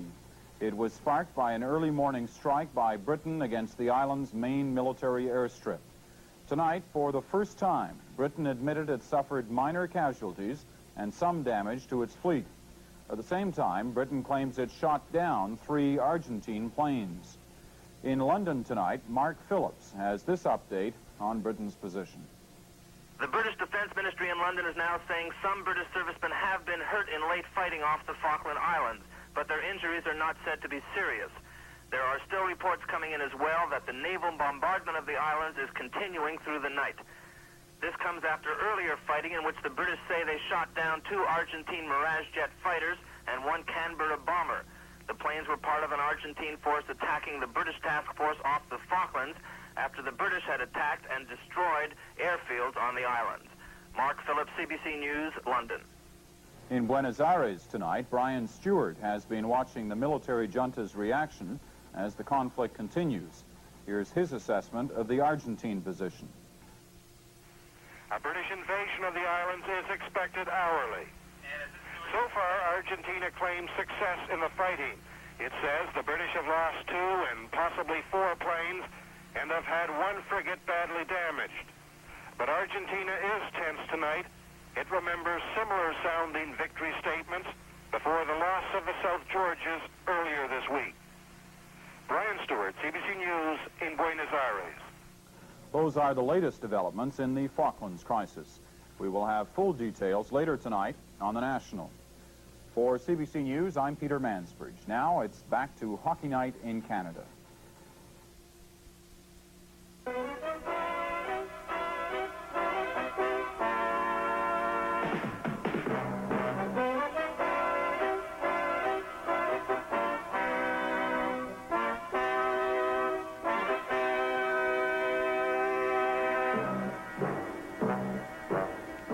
Don, let's borrow a term normally associated with football. Special teams, in hockey's case, power plays and penalty killing units. They're important all year long, probably more so in the playoffs. But do they necessarily work the same way in the playoffs when you're playing the same team night after night in a short series? Well, in the power play, the teams that have the special teams, the best ones, always win because what happens is you play each other back and forth, you switch around, you switch your power play. Al Arbor's done it, Michel's been doing it. You switch them around because you get to know their power play so well. Statistics suggest that penalty killers do better in the playoffs than they do in the regular season, at least for these two teams, and the power plays aren't as good. What would be the reason for that? Well, when you're a coach, what you do is during the season you experiment. You put this guy up there, you put that guy up there, you try a defenseman up there like Scotty used to. You try different combinations killing penalties, but when you get into the playoffs, the power play, everything is right down. The penalty killing, you have your penalty killing ready. The playoffs are a different ballgame. All right, let's take a couple of what appear to be different philosophies with these two teams. The Islanders, from the moment the puck is dropped to start a power play, are looking to score. And if they can get 10 chances, including a couple right off the bat, that's what they want. Of course, you can only score one goal in a 2-minute penalty, but they want it as quickly as they can. The Nordiques seem to use all the 2 minutes if that's what they have to do. And that's what they're concerned about, is getting a goal sometime in the 2 minutes, but not necessarily in the first 45 seconds or a minute. Which works better? Well, I like the Potvin. I like to feed that like we used to feed Park, put it on the net. The other way, you can just close the box a little, let them pass it around all night. Let them pass it as long as they don't get a shot. There's no problem. But what are you going to do when they use Potvin? Potvin's on the point. He moves in.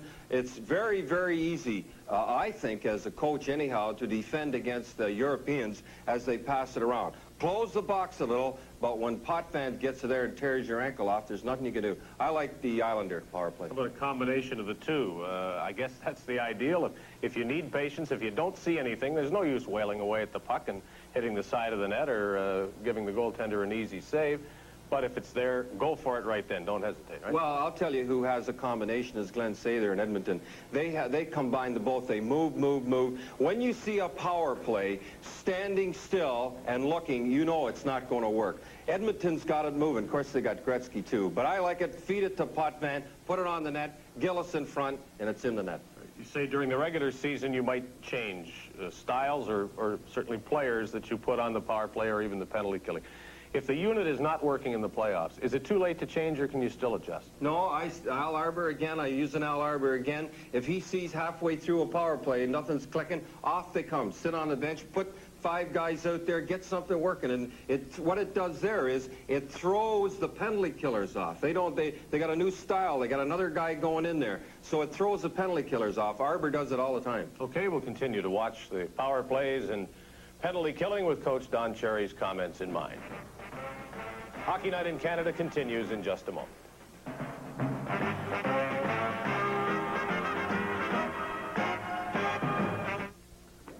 I've lost my crown, my people, my fortune, but I can still look smart.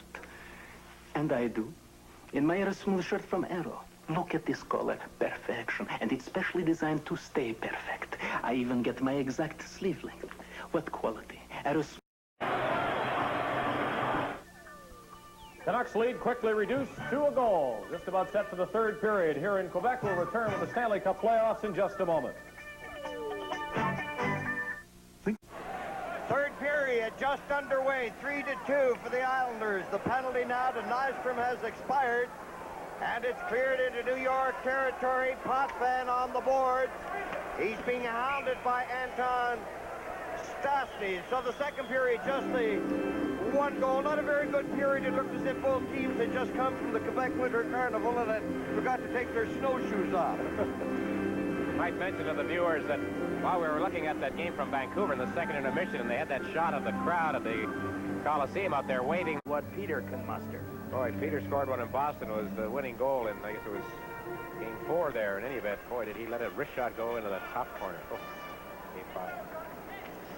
Lane knifed it down to the Nordiques line. Weir took the Marois pass, cleared it ahead. Lane again to Potvin. There's Lane getting it returned. That pass does not hit Tonelli. Marois over to Weir.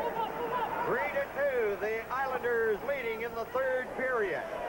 2 minutes 34 seconds have gone by. Islanders just got rid of it. This will be icing with Marwa back to touch.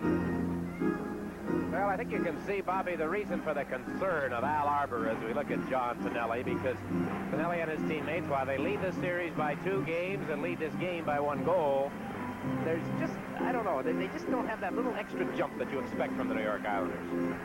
They seemed to, in that second period, just be playing a cat-and-mouse game with Nordiques, waiting for them to make a mistake, and finally they were patient. There's Mark Tardif getting a chance to play now. He should be good and fresh. I'd keep Mark out there until he got those wheels moving. Tardif struggles to get possession. Nystrom had a pass go off a stick. It's dug out by Merrick. Nordiques are doing some forechecking with Tardif, Hickey, and Miriam Stastny coming in. Merrick going right in front, takes the shot. That hit Marwa, I think, before it got to Bouchard. That was a good play by Merrick. He can turn the Jets on, Bobby. That time, Weir was caught up the ice. Marwa, good defensive save for Quebec. Watch Stastny going across to cut Merrick off, but Merrick just dropped that shoulder somewhat. Went right by him. Marwa moved across on the right side to pick up the other Islander coming in and was able to help Bouchard block the puck. Merrick's reaction there, just as the camera panned away, just slammed his hand up against his leg. Wayne Merrick, Danny, one of my favorite alumni members of the California Golden Seals. There are a few of them left. Was Hoganson with the Golden Seals? No, L.A. L.A., yes. In it goes along the boards. Now, DuPont shooting it, sliding in front. Pearson, there's another. Hit the goal post. DuPont took a low drive from the far point. Hit the goal post, and that's Smith beaten all the way. There's a shot from outside by Langevin.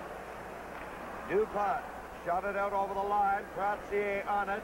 Langevin clearing it back in over the line. 3-2 for the Islanders. Here is Hunter trying to ignite something for the Nordiques. Goring, after taking the pass from Bossy, digs in over the line, takes the shot, no difficulty for Bouchard. He plays it up ahead to Goulet, coming up as Payman. Pearson broke it up, hands it back in there to Langevin. His pass misses on the left side. Pichette back, and that is icing against New York. Tonight's Stanley Cup playoff game is coming to you from the Colisee in Quebec City. Tomorrow morning. Hunter hit. Well, there's the 3-2 score for the visitors over the locals. Means the Islanders lead the Nordiques, but Bobby, the home team came awfully close right here. There's a shot by DuPont. There's Hunter falling backwards, just tipped the puck, and it hit dead on the post. Now it is Lane. Hot bat. Playing it on the left side. Trottier shot it in. That is the signal for changes for the Islanders. Lane stopping it at the line. Pass to the other side. Picked off by Payman. Payman with Peter Stastny. Back to Payman. They run into trouble at the line, and it's golfed down on the left side by Gilly. Pichette hands it off. Up on the right side. Here's Payman. Payman trying to drop it back. Finally, it's picked up by Peter Stastny. But it is done. And Anton Stastny shot it off the leg of Lane. Here is Potvin over on the other side. A shot there by Sutter. That's Dwayne Sutter. Pichette, the big defenseman, ahead on the right side. Anton Stastny upended, and a penalty for tripping against New York. This is Hockey Night in Canada from the Colisee in Quebec City. Round, round, round, round, it gets around. It gets around to the best parties in town. I always take my pleasure back because it's real well done. Export and Canadian, you just can't go wrong. Round, round, round, round, it gets around. It gets around to the best parties in town. Pleasure pack, round, round, it gets around. Pleasure pack, round, round, it gets around. Pleasure pack. Well, a capacity crowd of 15,238 here at the Colisee, trying to get their team worked up as Denny Potvin's in the box. Here's why. Tripping the call as he does Anton Stastny. And the crowd in an anticipatory mood. the anticipation of tying goal on this power play. Let's see, it's going to be in front. Cardiff couldn't make the move to get the shot after taking the pass. Now the Islanders clearing it gently down into Nordiques territory. Quebec, led by Marois, head to Cardiff, in over the line, hands it off. There's the shot from the far side by Goulet. Marois to Marion Stastny, back to Marois. Marois forced over to the far side. Now Cardiff behind the net trying to center it. It's cleared by Pearson. Marois back in there. Here to Cardiff. Cardiff takes a look, gives it to Stastny. Marion to Cardiff. He rolled it in front. It's off his stick. But there to receive it was Bourne, and he shot it down the ice. Bergeron and Arbor both making changes. Coutier ahead to Peter Stastny with Marion and Anton. In over the line. Into the corner. Anton is upended. And the crowd reacting on that. The Islanders shooting it down the ice. So the fans were on referee Wally Harris. They're convinced if they had been refereeing, there would have been a penalty for tripping against Anton Stastny. Here's Goring. Goring over in the far side, knocked in on the boards by Peter Stastny. He shot into the center ice area with Payman. Payman over the line. Payman takes a look. Back to the line. Here's Bichette to Payman. Payman trying to get it to the side. It's back to Payman. Over the other place. Anton Stastny!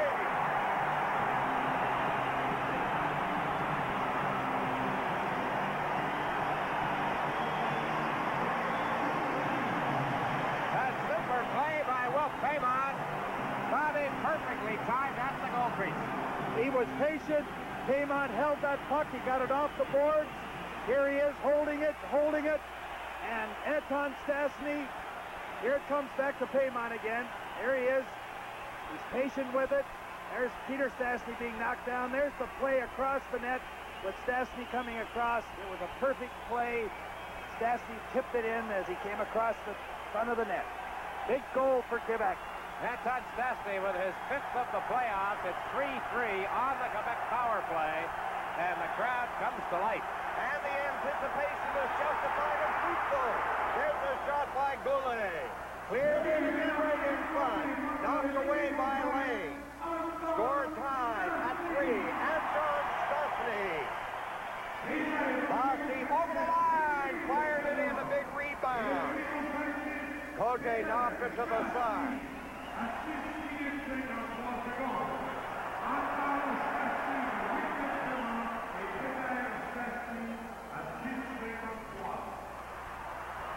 Into the corner. Hunter going in. Hands it off to Goulet. To Hunter. He failed to roll it in front. Was offered again in front. It comes. And Bossy is there to start out. He has Bourne on the wing. Crossier is getting in front. There's Bourne in front. Big save by Bouchard. Bourne was in there very tight. So Bouchard stayed there. And he blocked it. There's icing against the Nordiques. Well, Mike Bossy worked his way down on his off wing this time, Bobby, on the left side. Bouchard came up with a pretty good save, and it was all over from close range. Here's Bossy threading the needle through to Bourne. Bouchard came out with that big stick, and he uses that stick so very well, and he caused Bourne to deflect that puck past the net. 12 minutes and 4 seconds, the time remaining in regulation time. Pearson over to Nystrom through his skates. Nystrom taken in on the boards by Hunter. It's swept by Weir. And Cardiff propelled it down the ice. Number 18 is forechecking there. That's Marion Stastny.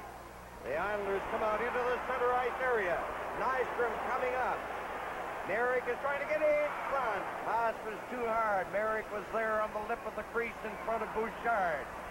Cardiff belted rather solidly by Nystrom. Marion Stastny in over the line. Gives it to Hickey. Back to Cardiff. Back in. Shot. He's in front. They drive away. Another shot. Wild, tragic, and feverish action. And it's held out. With the score, the New York Islanders 3, the Quebec Nordiques 3. This is Stanley Cup 82.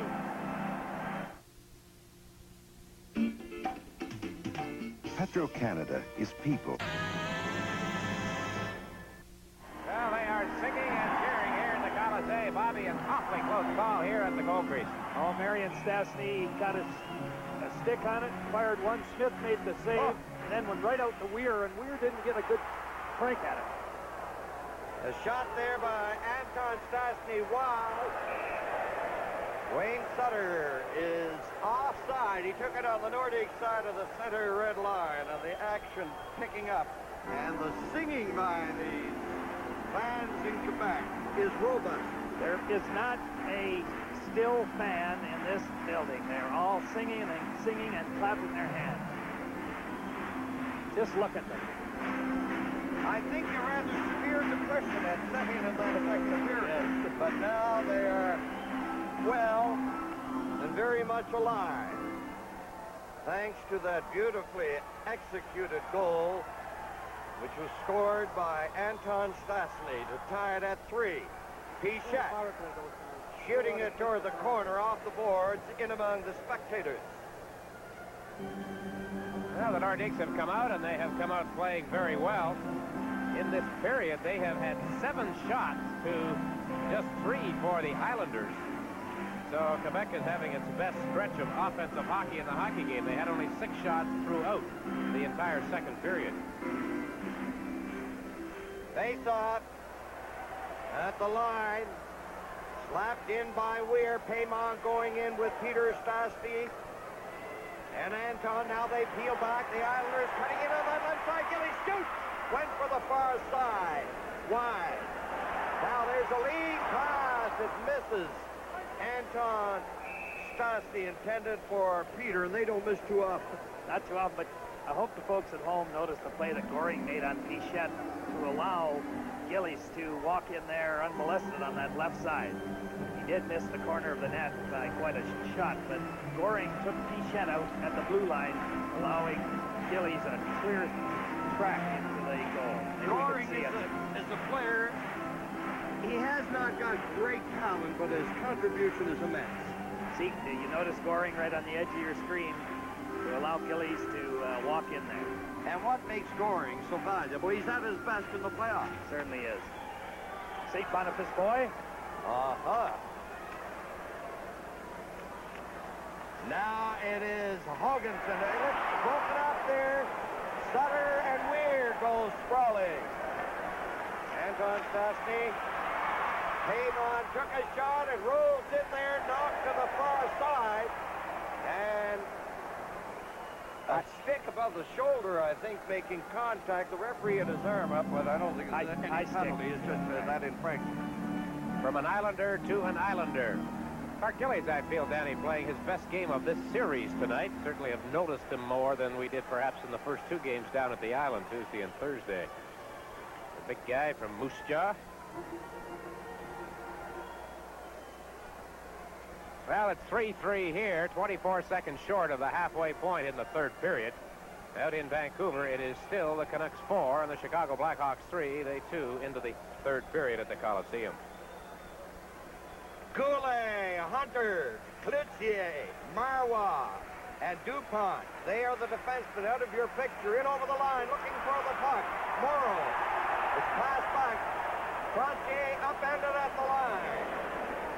And he looks and says something to referee Wally Harris. Frontier went after Cloutier. It's cleared into the corner by Goulet.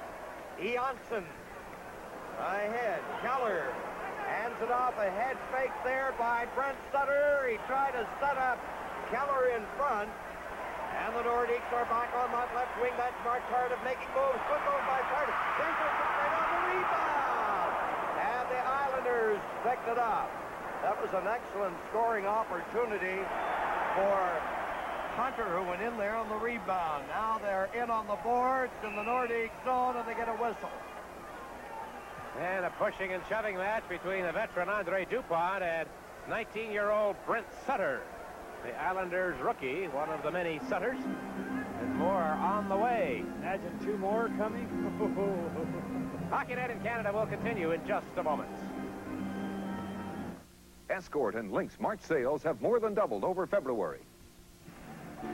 Well, it was Cloutier down that left side here a minute ago on a close call as Hunter moved in on the rebound right here. Look at Hunter. Not necessarily a rebound.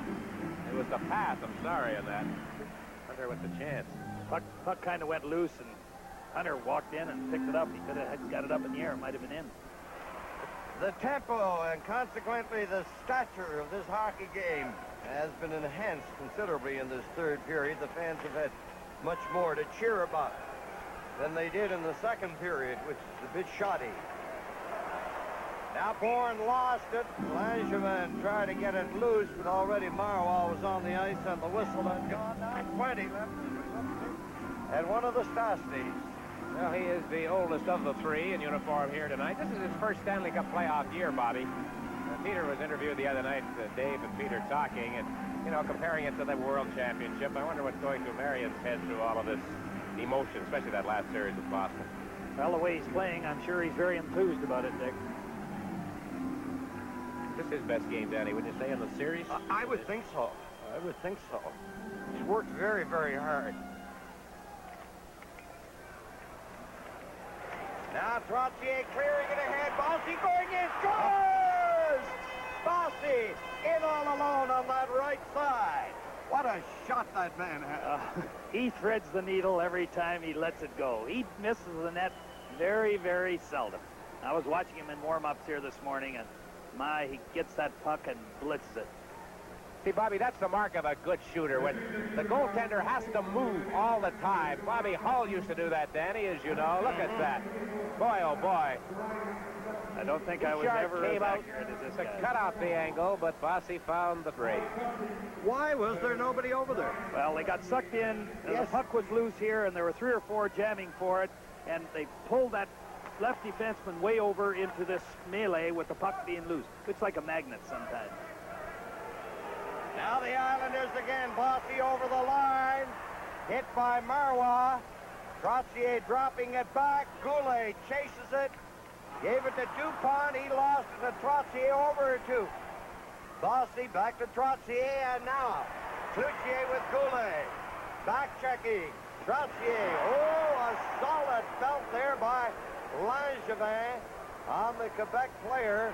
Cloutier, he's been injured. Did he get an elbow there? Well, I couldn't see just exactly what happened. He was going for the puck when Bossy was back-checking, and Langevin came across with Bossy kind of blocking my view. He may have got an elbow or a shoulder up in the jaw area. Well, my guess is when the replay comes on, we will see that he received an elbow.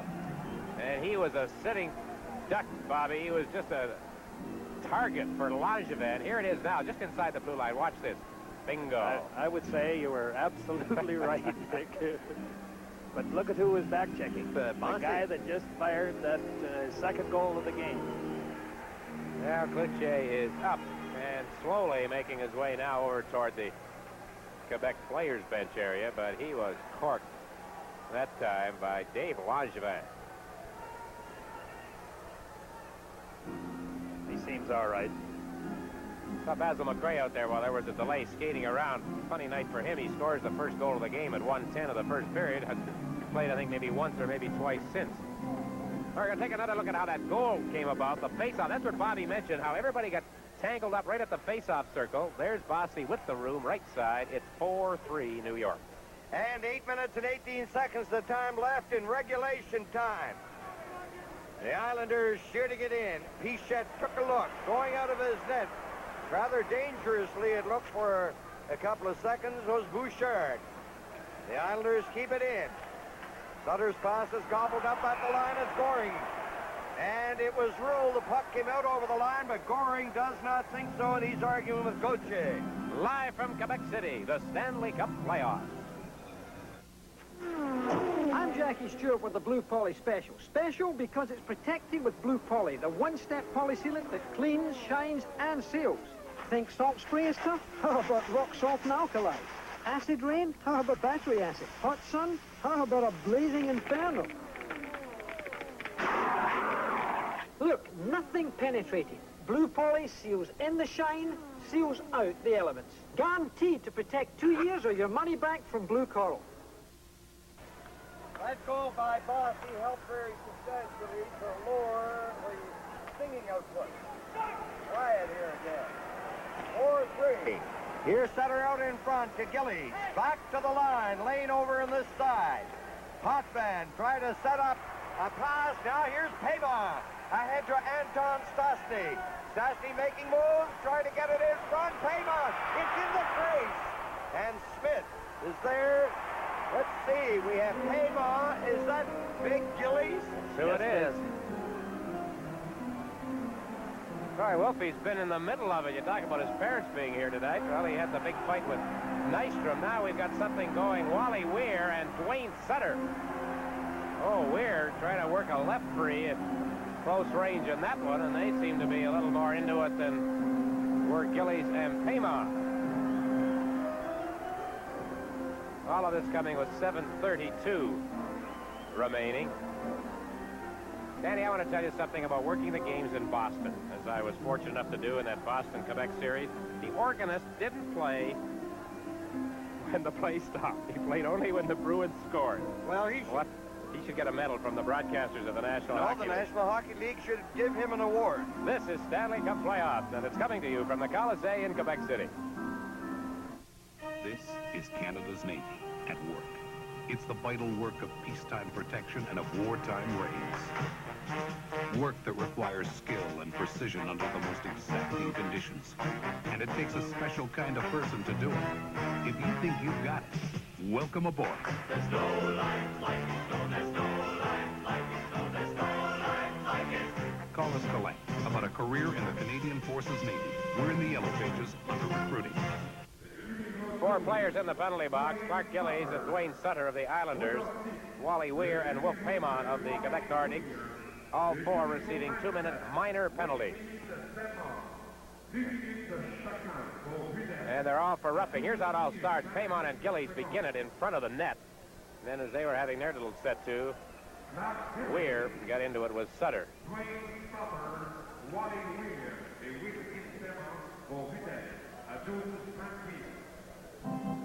I wouldn't want to get Clark Gillies too worked up. With all this skating room out there, if you were coaching, would you have the Stastnys out? You're down a goal. Well, they'll be out there on Tuesday night for sure, Danny, as well as tonight, the Islanders and the Nordiques here in Quebec City.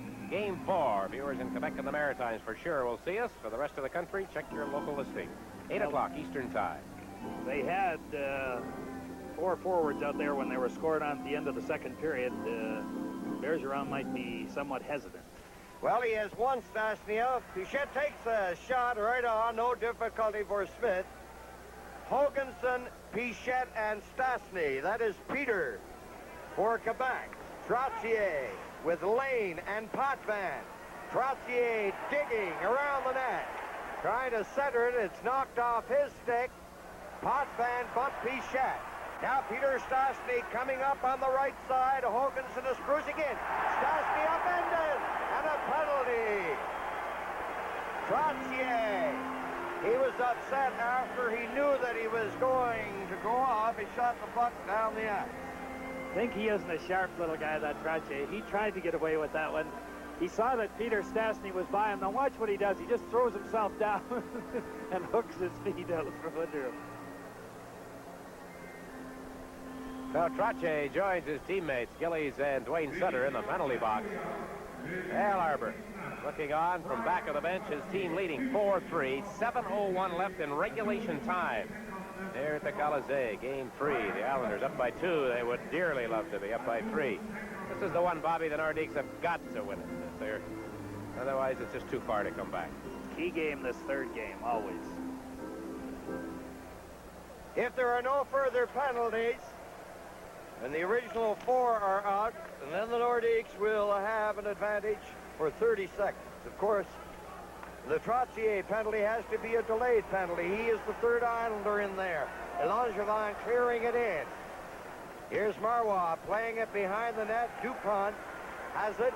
And the lone forward, number 16, Goulet. He's up on the left side. The puck, however, goes to the right wing to Marois.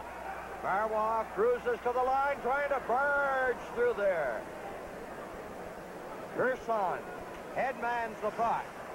Fails to hit Carroll, number 25. Watch him. He's a very pesky little fellow when he's killing off penalties. He's not doing it now, but he will later. Goulet getting it back to Marois.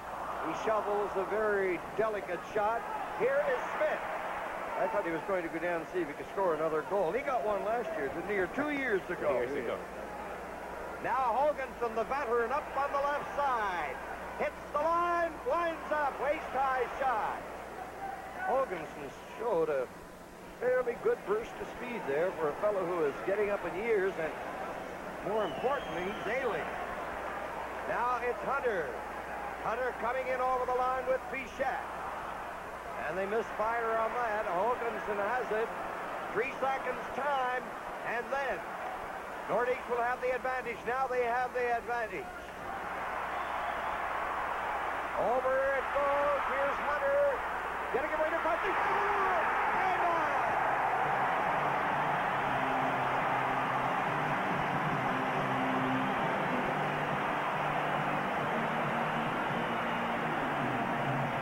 We've got a tie hockey game at 4-4. Bobby, I found myself thinking that Hunter should have shot the puck, but obviously he knew what he was doing in this one. 15,000 and some odd people thought he should have shot it. Watch it here. Here's Stastny carrying it in. Perfect pass over to Hunter. I think I'd have been shooting it. He hung on and put it back to Will Paymont cruising into the slot. A great, great play by Dale The Hunt. defenseman down in front of him. You kind of watch for him to sort of walk around. Morrow is down on the ice. Look at that move Hunter would have had. Instead of that, to Paymont right through the legs of Billy Smith. It's a tie hockey game. 14-39, another power play goal for Quebec. 5 minutes and 21 seconds, the time left in regulation time. And Bobby Hall, this is an enormously resourceful hockey team, this Quebec team. When you think you've got them, back they come at you. Oh, they got so much scoring offensive power, you just can't give them a chance. Now Bossy is chased in there by Paymont. And the acquisition of Paymont has paid handsome dividends to this Quebec team. Now a back pass over on the other side. There's the shot, a sharp angle shot by Trottier. Knocked down on that Morrow shot in front. Paymont clearing it ahead, going after it again. He and Janssen to the far side, and Janssen shoots it in. Marois cleared it rather coolly out over the line. Trottier took a belt from Paymont and went to the ice, and that got a very happy reaction from the crowd. Here's Nystrom, playing at the center, intercepted by Miriam Stastny, going in with Anton. Miriam Stastny, a backhand shot went off the stick, Langevin's stick, and went behind the net. Now the Islanders into that center ice area with Tonelli. Tonelli getting set, makes a move on the left side. Merrick is around the net, Nystrom in front, and the Nordiques with Hoganson taking it out of the area that was dangerous. It's cleared into the center ice area. Peter Stastny to Marion. In over the line. Anton is getting in front. A leg save on what was a pass. Here come the Islanders. Merrick swings over on this side. His pass missed Tonelli. The tempo picking up. Action from end to end. It's centered. Gobbled up in front by Weir. Weir ahead to Bichette.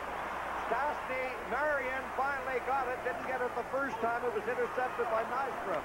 A lead pass for Tonelli, and it is offside, and overtime looms large on the hockey horizon. 3:27 left. You're right, Danny. It's the best stretch of two-way action we've had in the hockey game tonight. Fans responding. The Paymont goal on the power play from Hunter and Anton Stastny, tying it at 4-4 and 14:39. And there you see the time remaining in regulation time here at the Colisee in Quebec City.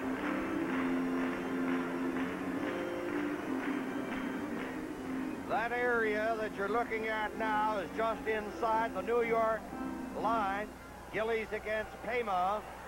Marois rolls it toward the corner. 3 minutes and 20 seconds left in regulation time. Some fencing down there by Hunter and Lane. Here's Dwayne Hunter. Good body check by Marois on Gillies. Puck is loose in front. At the line, it's stopped by Gillies' shot. Bobby, that was an excellent body check by Marwa and Gillies. He really laid it to him, and it was a good, clean check. And, of course, he stopped him from cutting in on that left side. Here's Hunter. Hunter getting it over, but the payment, a backhand shot. Stopped on the short side with Smith going down. Paymon tried to finesse it. Now in behind the net. It's centered right out in front again to Hunter. And the Islanders were on the ropes right here, and they cleared it into the center ice area. Now Weir plays it to the far side, going after puck, and score tied at 4. Bossy getting it out. Trottier couldn't pick it up. It's off the boards finally from Hoganson. Here's Bourne over on the other side. Bossy on his wrong wing. And he can shoot him from many angles. Here's Bourne. Laying it in there, roaming in there is Bossy. Bouchard giving it for Hoganson. He's rammed out of the play. Coming in front is Bossy knocked away. Here's Trottier. Now the Islanders have the Nordiques sort of hanging on. 1:53 left in regulation time. Bobby, is there anybody in hockey today gets a shot away like Mike Bossy? Boy, was that vintage Bossy here a minute ago from the left wing boards on the turnaround. Well, Anders Hedberg could handle that puck at high speeds and get it away quickly. I don't think that Anders could fire it quite as hard as what Mike can, but this Bossy, he can fire. He's dangerous from anywhere. On his off wing, he comes out of that corner, and he's looking out into the center of the ice for someone to pass it to, and he'll fire it quickly without the goaltender even knowing it. And the Stingers are back in good voice once again. Now they settle down because this is a very, very important face-off. 1:53 left, face-off in deep Quebec territory. 4-4 the score, back to Morrow, off the leg. Bourne has it over to Bossy. He was checked in front. Couldn't get a good shot away. That was Paymon who was doing the checking there. Down the ice, and it is icing. Oh, boy, Wilf Paymon. You talk about a defensive play that might have been a game saver on Mike Bossy. There's Morrow, who was down on the ice and the victim, if you will, of that last Quebec goal by Paymon. There you see it, 1:40, regulation time. That's all we've got. One of Herb Brooks' proteges in that 1980 that's right. gold medal team, U.S. team. He's done a pretty good role. Gold medal and then 2 Stanley Cups. I guess what it's like to lose a big one when you play it, the last one you play. At 1:40, the time left. Trottier centering. Hunter got the draw. Bouchard assisting his team, getting it to Cote, who had it knocked away. It comes to the side of the net off the stick of Trottier. And they'll face off again. I'm sure that the Nordiques would like to lug that puck out into the center ice area. Very dangerous getting these face-offs here. Oh, it is. And they lost that face-off the play before that with Hickey taking the draw against Trottier. They put Hunter out there for the next goal, and here's Hunter again against Trottier. Very important face-off. Langevin and Pearson out of your picture. Where is it? They fight for it. Bossy getting it back to Pearson. A shot! That may have been partially screened. Bouchard very sharp. Now they are becoming a bit fractious, and of course it's understandable, even though you may not condone it, the pressure on them at 1:24 to go in regulation time. Yeah, Hunter and Trottier involved. Bouchard with the save on the shot coming in from the point. Now here we got a good look at the face-off situation. They took each other out on the play. They were kicking at the puck. Bossy gets it back on the point to Pearson, and the stop made by Daniel Bouchard. Paymon's playing an excellent third period for Quebec, and so is Mario Marois.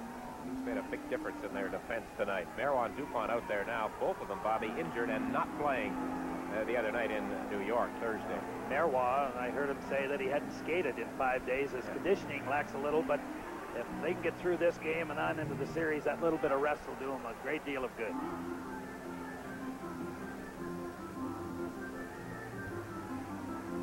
Now it is Hunter again against Trottier.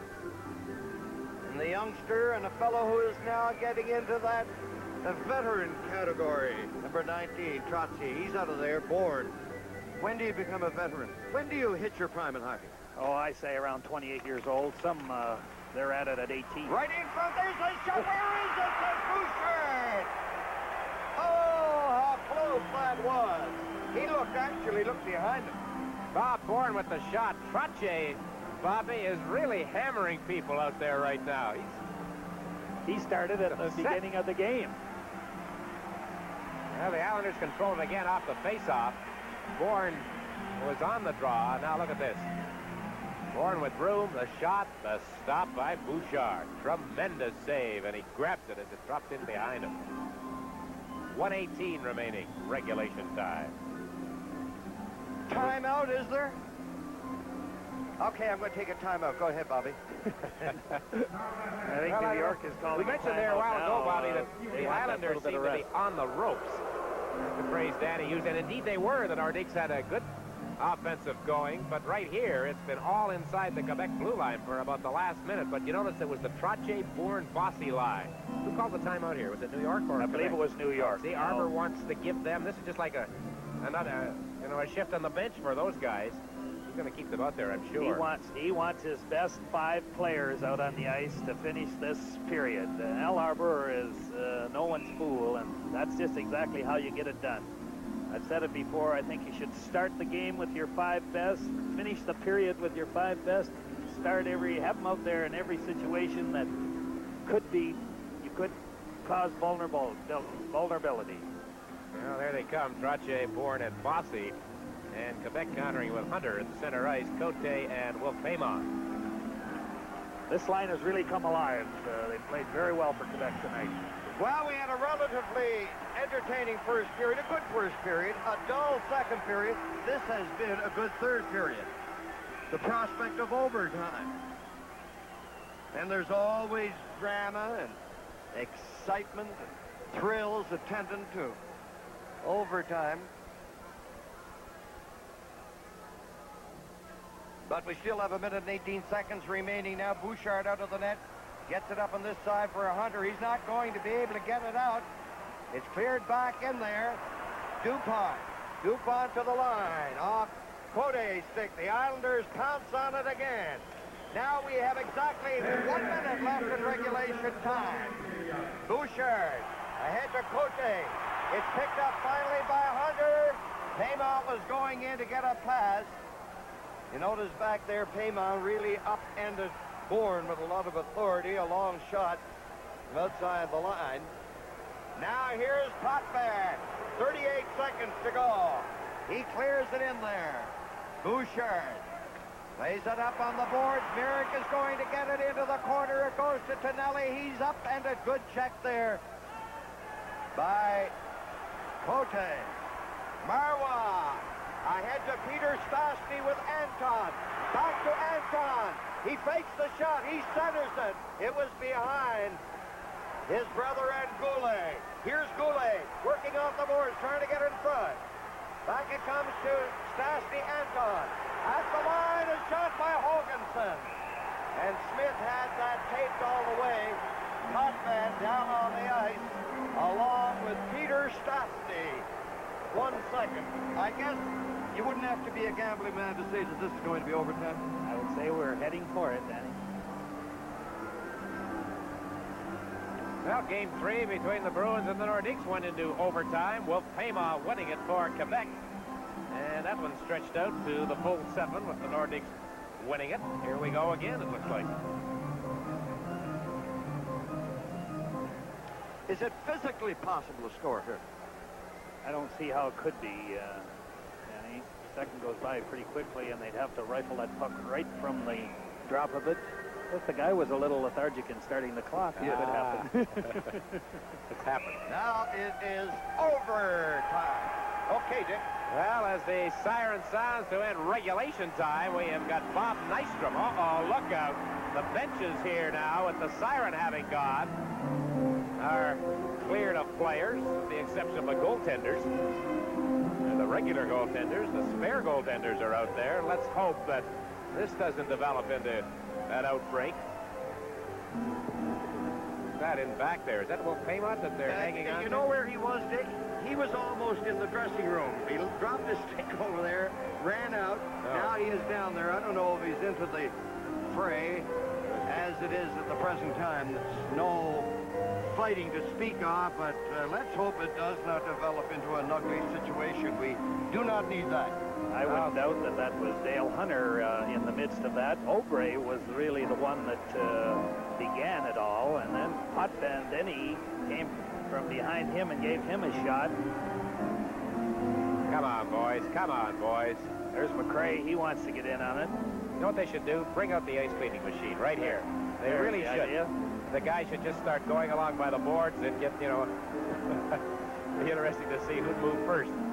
36 hockey players or the machine.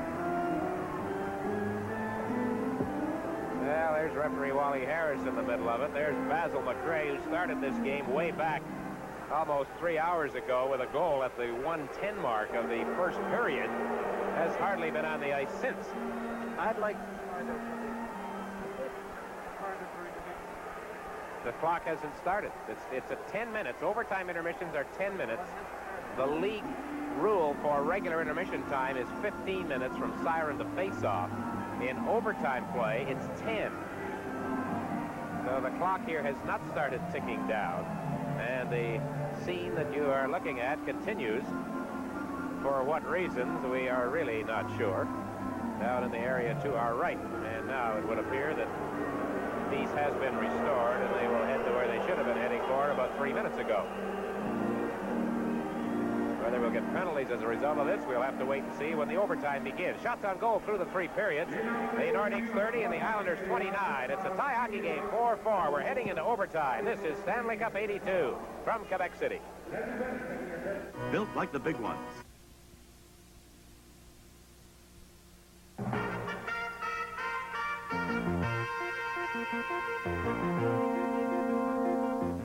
Good evening. Here's a summary of today's developments in the Falkland Islands. British and Argentine forces battled in the air and at sea throughout today. It started when Britain attacked 2 airstrips near the capital of Port Stanley early this morning. Britain claimed it had put the island's main airstrip out of operation, but Argentina said the damage was minor. British warships moved close to the islands and began a bombardment of Argentine military installations on the coast.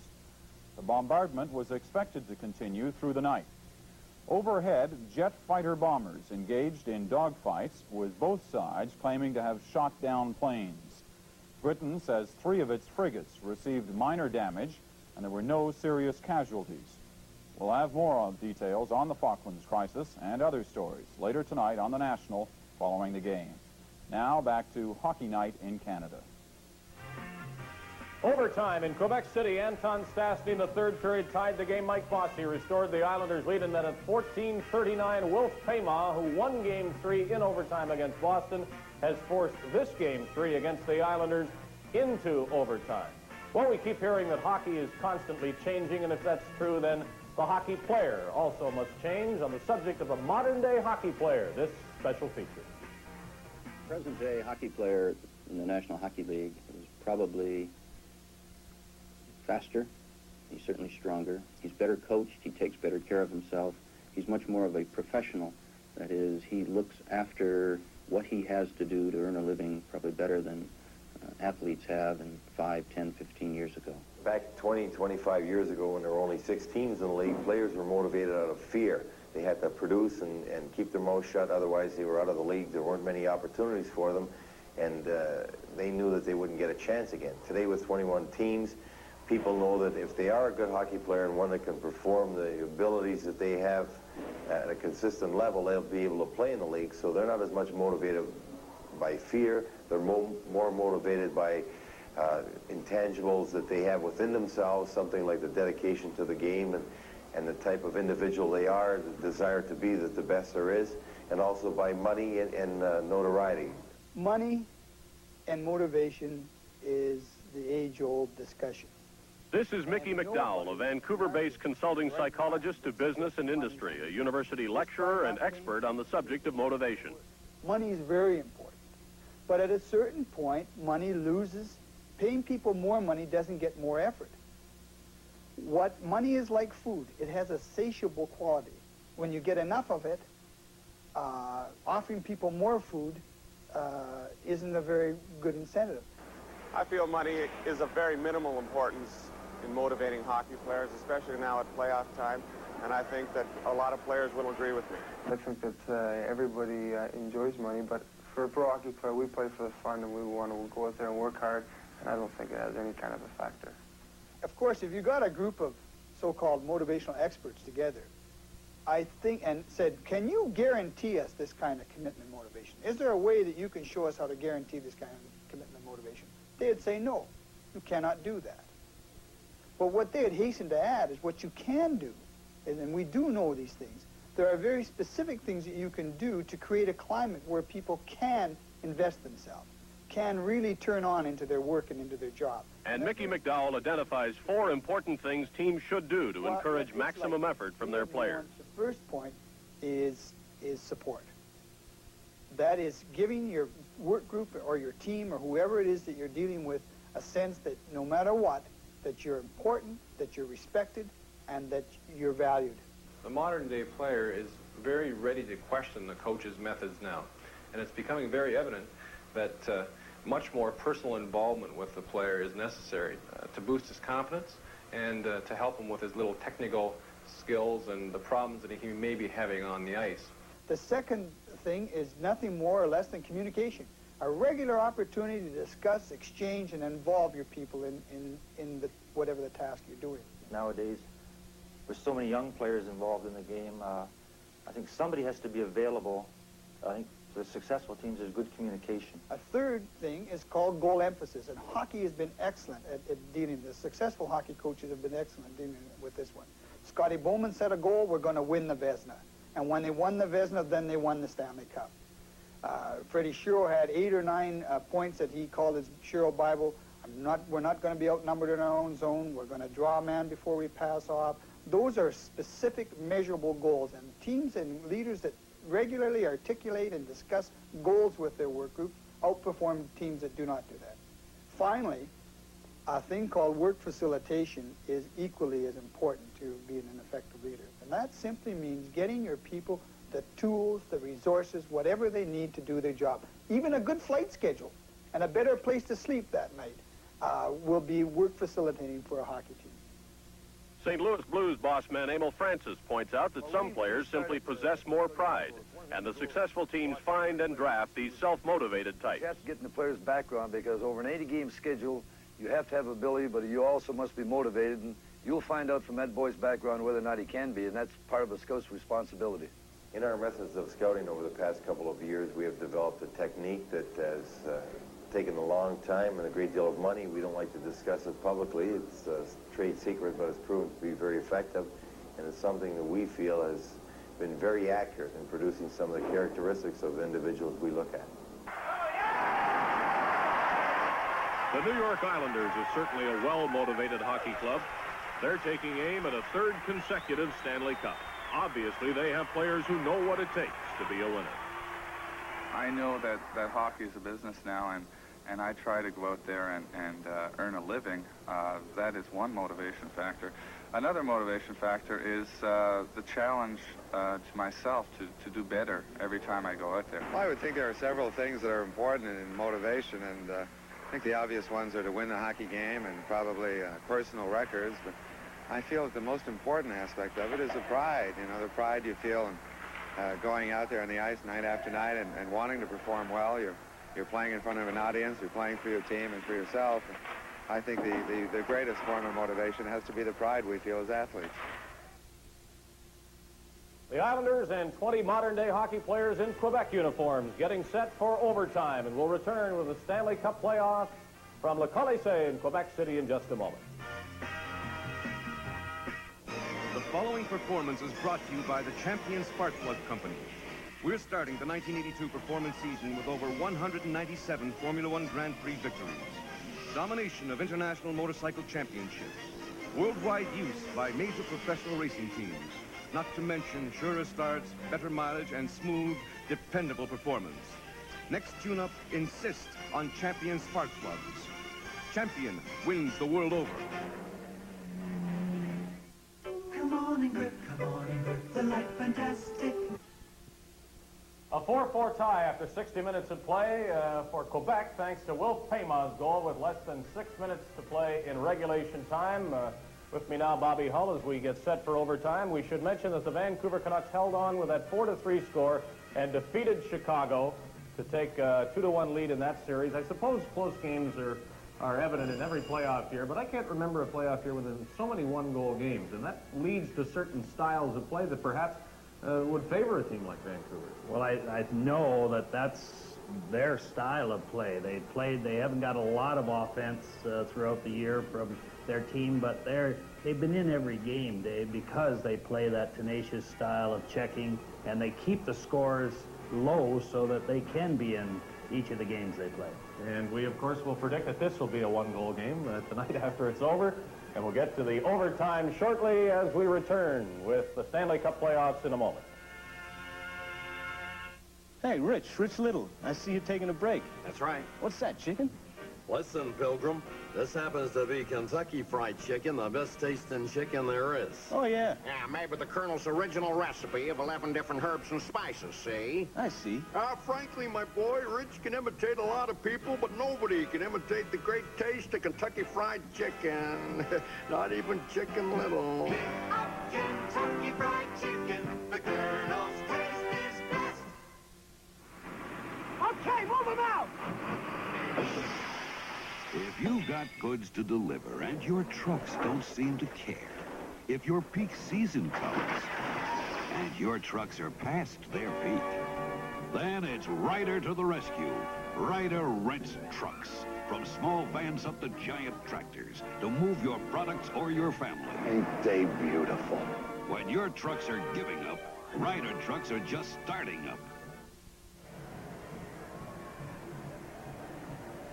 So there you see the score, 4-4.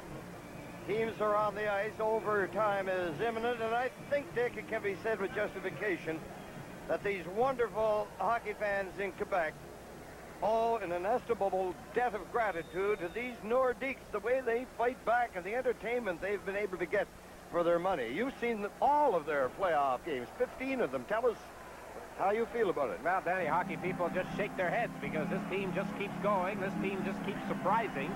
In overtime this year, they have been in 3 overtime games, winning 2, 1 against Montreal, 1 against Boston, losing 1 to the Bruins.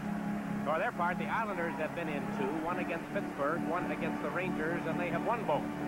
So here we are with the sudden death overtime. Ready to go. 4-4 the score. No penalties called as a result of that minor hassle at the end of regulation time. Okay, Danny. Okay, Dupont ahead to Cote. Cote faked the shot, cleared it in on the left side. There's Hunter going in along the boards against Langevin, and he gets the whistle and the face-off. Face-off at every opportunity that you can get in the other fellow's area of the ice is all important. Ray Cote seeing more action tonight than in any other game, certainly through the last few that the Nordiques have played in the playoffs. And there you see number 27. He has to be one of the stars tonight, if not the star, regardless of what happens. Now Persson clears it to the far side. Bourne is bumped there by Pema. Trottier in behind the net. Forechecking. The Nordiques with great determination along the boards it goes. Trottier couldn't clear it out the first time. Now it came out over the line. Shot back in there and a long shot by Cote. Langevin with Paymon hanging all over him. Now into the center ice area for the Islanders. Persson is in over the line. Into the center ice area. They don't get very far. They stay with it. However, the Islanders start out bumping Bossy and Cote. Long pass over on the other side. Marwa ahead to Peter Sasny. He dropped it back. Cleared in there. Goring knocked it into the center ice area. Goring rolling it ahead. There's Hoganson very coolly clearing it to the line.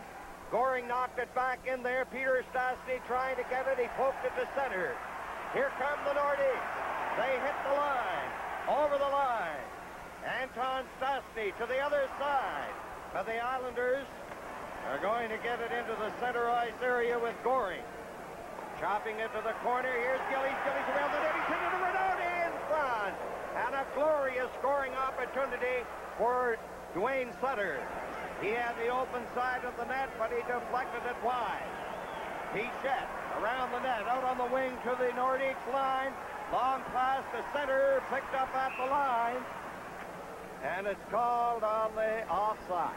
Well, the Vancouver Canucks have beaten the Chicago Blackhawks 4-3. They lead that series 2-1. The Nordiques, Anton Stastny and company, would dearly love to have this particular series, the Wales Conference Final, in a 2-1 situation when this overtime period is over. Bobby has arrived back from downstairs. Comment on the overtime. He hasn't seen it. He's They like catch my breath. No, I want a projection. Not a prediction. A projection? Yes. Who's going to be taking the initiative for the most part? Well, I believe they will take advantage, of course, of any breaks they get, but I don't think they're going to force the issue, either team. Play it rather cautiously. I would say so. I don't think they should open up either team. They don't have to. Now the Islanders in over the line, swinging to the right side, Janssen. Janssen keeping it in there. Here's Merrick going to get for this shot. And it went around the net. Back into the Islanders zone. Janssen to Morrow. Morrow playing it to Nystrom, poked away by Weir. Janssen gathering speed on the left side. In over the line, Marwah. And he shoots it down the ice. And that attests to your statement about being cautious at times. There's Morrow ahead. The Islanders breaking on. Merrick coming in with Tonelli over to Tonelli. And he couldn't pick up the pass. He was being checked by Goulet. Here are the Islanders into the corner. Back it goes. A shot by Nystrom after taking the Tonelli pass. There's Tonelli. And not there. And Nystrom had an outstanding chance. The Nordiques down in over the line. Hickey to the other side. Laying it back in. Merrick gives it to Tonelli. Nordiques are making changes while the play goes on, and Nystrom shovels it into the corner, and that is the signal for the Islanders to make changes. Meantime, the Nordiques, four of them coming out. A pass to center on the left side. Photo getting back. There's the shot. Who's looking from the net? Cloutier rifled that one right on. Down the ice it goes. Bouchard came to the knee, and it's finally called on the icing infraction. Billy Smith off Cloutier here. Prior to that, a remarkable chance for Bob Nystrom, who makes a habit of scoring game-winning goals in overtime in the playoffs. So we've had chances now at both ends. Smith with that left arm up with Cloutier getting some room here, Bobby. Just wound up and let fly with the slapper on the drop pass right here. Nice play back to Cloutier. He got the puck up in the air where Smith could see it. Down at the other end, it was Tonelli who dug that puck out for Nystrom. 3 minutes and 26 seconds have gone by in the first overtime period. They hold it in the corner area for another face-off to the right of Billy Smith.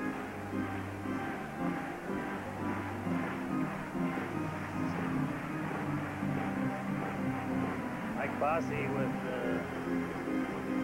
playing with a knee brace. I don't think he wants anyone to know it, and I don't really know it for sure, but he's bothered that left knee of his. There's Bossy going after it. Marwah got it back out over the line. DuPont to Hunter on the left side. Cote delicately dumped it into the corner. Langevin playing it off the boards. Down the ice it goes. Bouchard returns it to the other end. And with Langevin picking it up, he gets it out to the line. Trottier with Bossy and Bourne. In on the left wing boards. Bossy knocked his man down. DuPont. Puck at center and stopped. Potvin cleared it in. Here's Hoganson spinning around. Gives it to Cloutier. Broken up by Potvin. Now Hoganson rolled it in on the left side again. And the Nordiques are making changes while the play goes on. And there is Lane coming to center. Shooting it high. And it's over the glass to the right of Bouchard. Correction on my stats on the Islanders, having been in 2 overtime games this year. Make it 3. They lost one to Pittsburgh. Rick Kehoe scored the winning goal against them in a 2-1 game in Pittsburgh. mentioning Bob Nystrom as well. He has 4 overtime goals, Danny. Only one player in hockey history has more. Need I say more to you? I think he wore number 9 for Yeah, the I think so. Canadiens. Left-hand shot played right wing. And he had 2 in 1 year in consecutive games against Detroit. The year that the Canadiens knocked out Detroit, when I think Detroit finished, about 30 points ahead of Montreal. Talking about rockets are sharp. Now here's Dwayne Sutter scooping it in there. The Nordiques on the left side. Good move there by Anton Stastny. However, he then neutralized that move by giving it away to Lane. Lane playing it in on the right side. Pichette looked over his left shoulder, cleared it to the other side, and the whistle in a delayed fashion sounded for the offside. Yeah, Dave Pichette scored the winning goal against the Bruins last Sunday night in Boston in regulation time. Bobby, you were quite right. Oftentimes in this day and age in overtime, the teams take it to each other. They try to get it over with early. It's a little bit cautious through the first 4:58 of this one. Maybe each club thinks the other club is going to bring it to them, and they're at a stalemate. That was an icing, not an offside, with the result that the face-off is to the right of Billy Smith. Here's Hoganson failing to keep it in. Sutter, Dwayne, coming down in over the line, fades to the right side.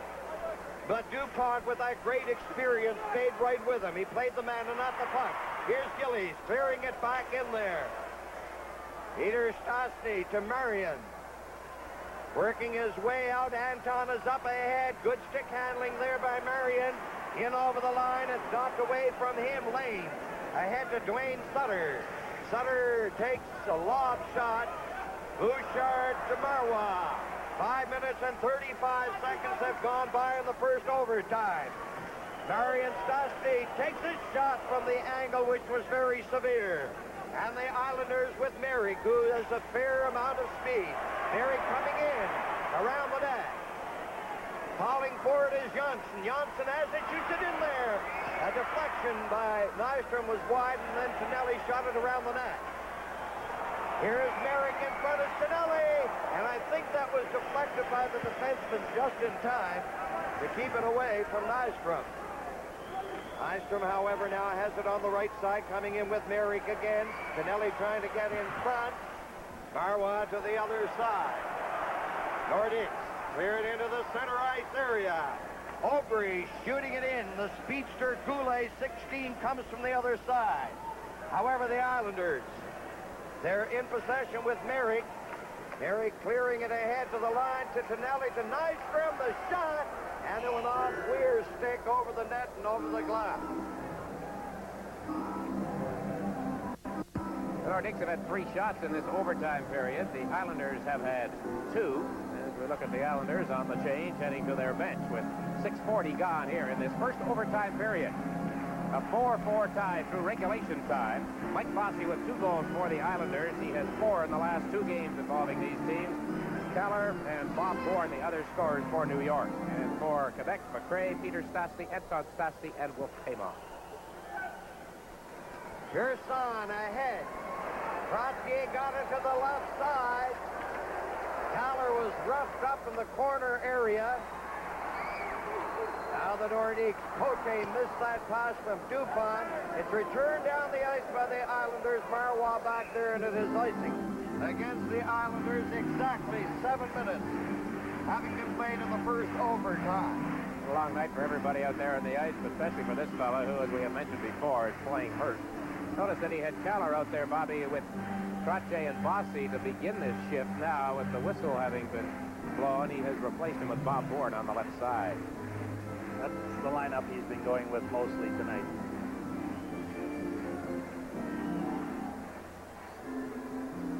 DuPont on the left point.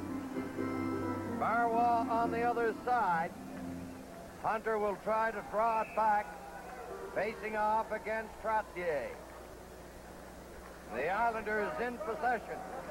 Bossy takes a look.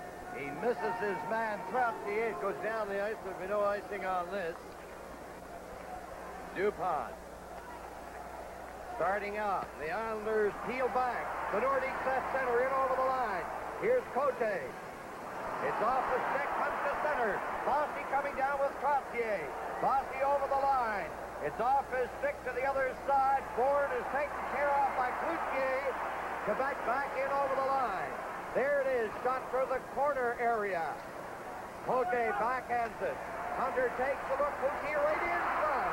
It's back at the line. There's a shot. And another scramble. A wild pile-up. And Harris frantically signaling that puck did not go over the goal line. It didn't go. It's on the mesh. The wrong side of the mesh as far as the Nordiques are concerned. Bobby, good play by Dave Pichette at the line to keep the puck in right here. There it is. He keeps that puck in and then fires the puck right on the goal. There's Cloutier standing right in front. That's Hunter in front, and that's Cloutier falling while he was falling. Got a backhand whack at it and hit the side of the net. Close call, but the puck on the wrong side. Billy Smith hanging on for dear life in the goal crease. 4-4 is the score. The Nordiques and the Islanders are in overtime. Quebec getting caught changing their defensemen with New York breaking out time or two. Yeah, they were lucky there in that last Islanders rush. They were almost caught with nobody back there on a bad line change. They better be ready to be strong in their own end when New York fires that in there. Goring sweeps a pass to the right side. Wayne Sutter couldn't get it. Hoganson clearing it. And it went to the Islanders bench, just the center ice area. This is the second year that the Nordiques have been in the Stanley Cup playoffs. This is the fifth time the team has been in overtime. They have won 3 and lost 1 in the previous 4. You want to go all the way back through the Islanders' history. They have been in overtime 22 times, winning 17 and losing 5.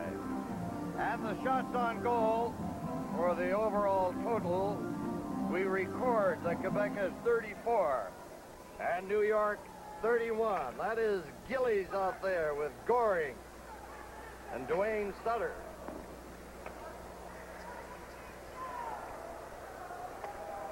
Anton Stastny plays it on the left side. It's cleared down by Peter Stastny. The other forward is Paymont. Now Sutter coming in, takes the shot.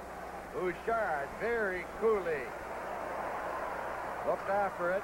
Nordiques at center. There's a pass ahead. Rolls to the line. Lane knocked it out. Paymont on the board.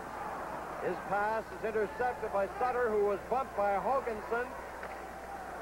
Stastny, Peter over the line. Pichette wraps that one off the leg of Lane.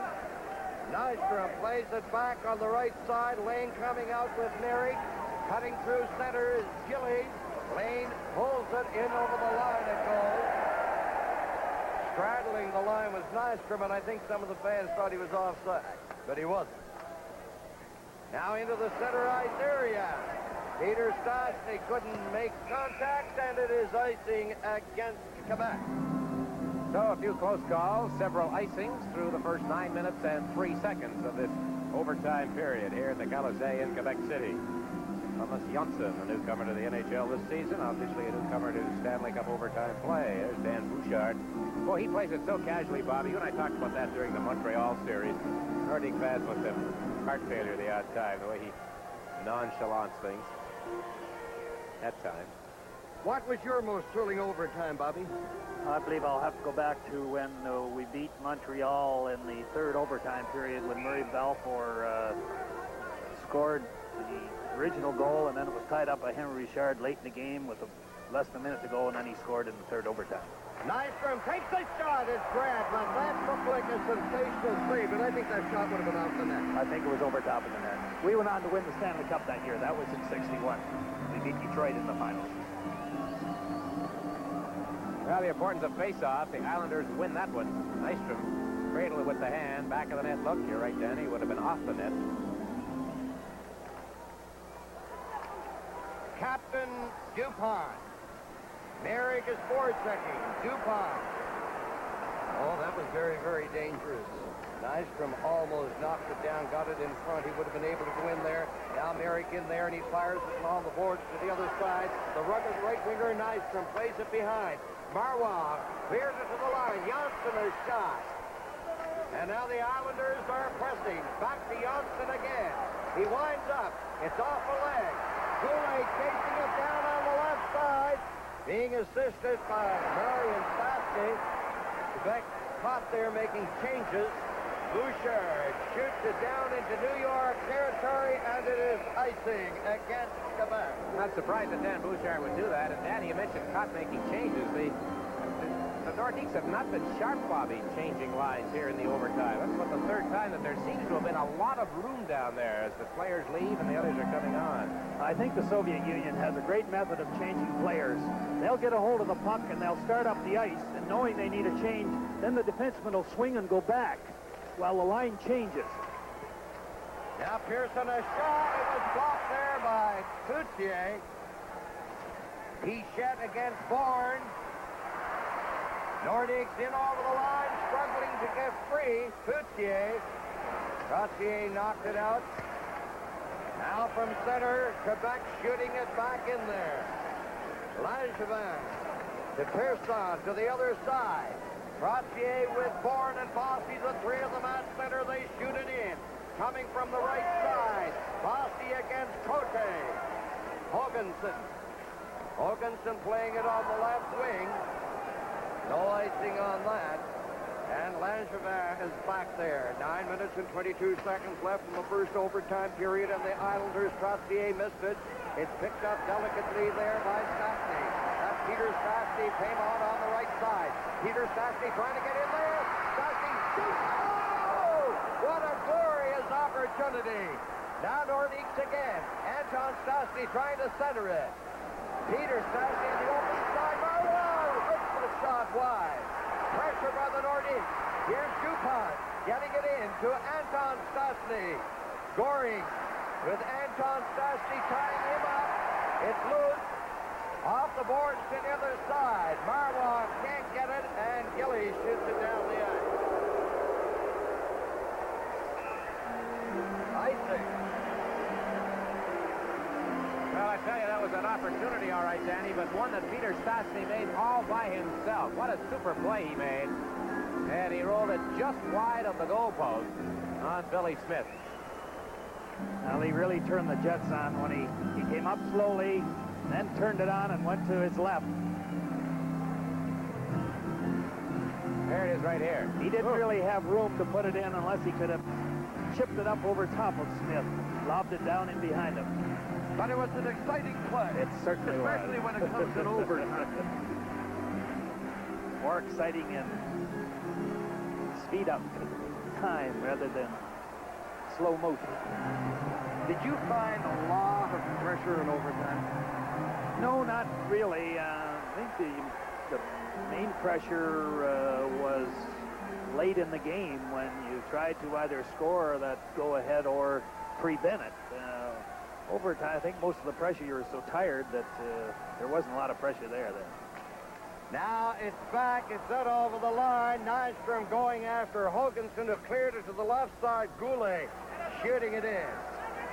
Peter Stastny and Marion still on. Merrick rolled it across the line. Scored tied at 4 in overtime.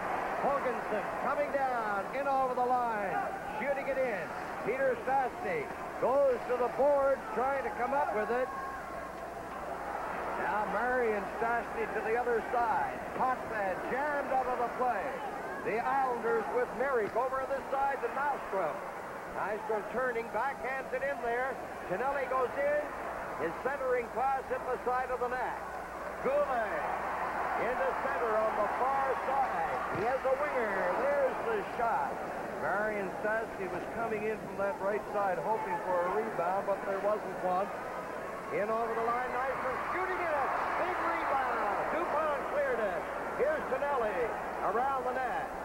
And he lost it. Marwa dumping it into the center ice area. No Nordiques could get it. Here's Johnson over the line. That changed direction. It ricocheted off the leg of this guy who has the puck now, Marwa. Marwa, a delicate pass to center. Over on this side it comes. Here's Hunter going in. Hunter firing it off the defenseman over the glass. Dale Hunter has 2 overtime goals to his credit. One last year against the Philadelphia Flyers, the series winner this year against Montreal. That time his shot deflected up over the glass into the crowd. Bobby Bouchard's giving up some rebounds in this overtime. There's been 3 of them by my count, and we're going to see it here. Nystrom let one go, and he makes the kick save, but that big rebound goes right out there. Maybe he didn't have much of a chance that time, but a couple of the others I've been surprised that he just let the puck get away from him.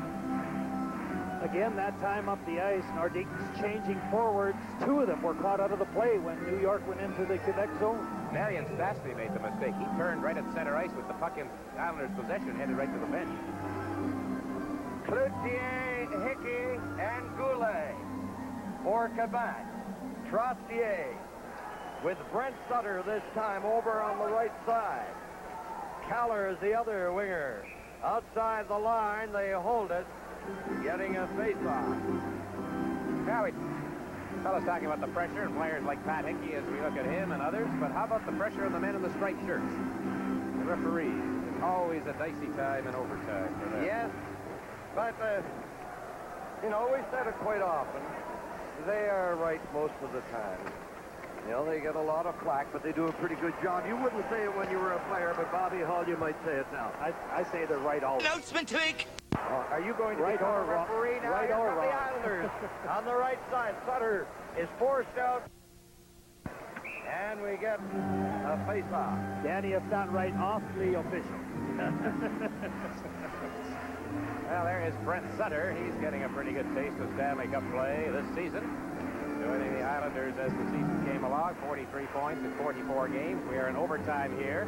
And a reminder that Tuesday night, Game 4 here in Quebec, 8 o'clock Eastern Time. Morrow rolled it ahead. Hoganson having all kinds of difficulty initially, and then got it out over the line. Janssen to Morrow into the center ice area to Brent Sutter. He has Carroll on there with him. That's a new combination. Keller is on the wing. There's Carroll going in there. He succeeded in shooting it to the corner. Now behind the net, here's Bossy. He sent it right out in front. Morrow, backhand shot. And the puck is cleared to the far right wing.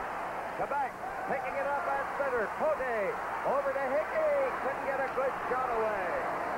The Islanders on the right side. This could be a dangerous rush. Here's Bossy.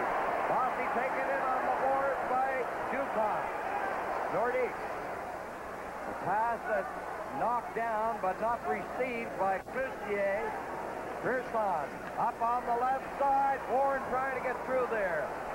And the gentleman that Dick talked about because of his steady play throughout the game, Marwan made that play. Here's Pavon charging in there. Smith clearing it to Trottier. Trottier feeds the pass up on the left side to Bourne. Bourne knocked off balance, keeps going, gives it to Langevin. He was knocked out of the play effectively by Marwan. Bourne getting up very, very slowly. I don't know if it's because of an injury or exhaustion. Now Trottier was knocked to the ice by Hunter.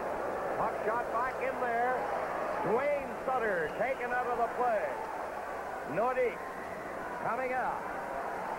Marwa rolling it in on end. Nordiques had made changes. Now it's Sutter over on the other side. Achilles back to Sutter. Backhand shot, big save, rebound. And it was cleared by Hoganson. Now here's Sutter again, playing to center, and rolls into the crease. And a nervous moment there for this capacity crowd, and particularly for Mr. Bouchard. Well, that time he made sure there was not a rebound. Bourne was shaken up, Danny. There's no doubt about it. I think exhaustion really was the bottom line, but he had to sidestep one there. Then he's sort of pushed into Alain Cote by Will Paymont on the play. That's when he lay on the ice for a while. Got his breath back and headed to the bench. I see him sitting on the end of the bench with his head down. Trainer was working at him. Now he's up a little. He's hurting a little bit in the upper part of his body. Now they played through 15 minutes and 20 seconds of this first overtime period. It's a 4-4 tie. They're very fortunate the next game is not until Tuesday. Islanders, it goes to Lane.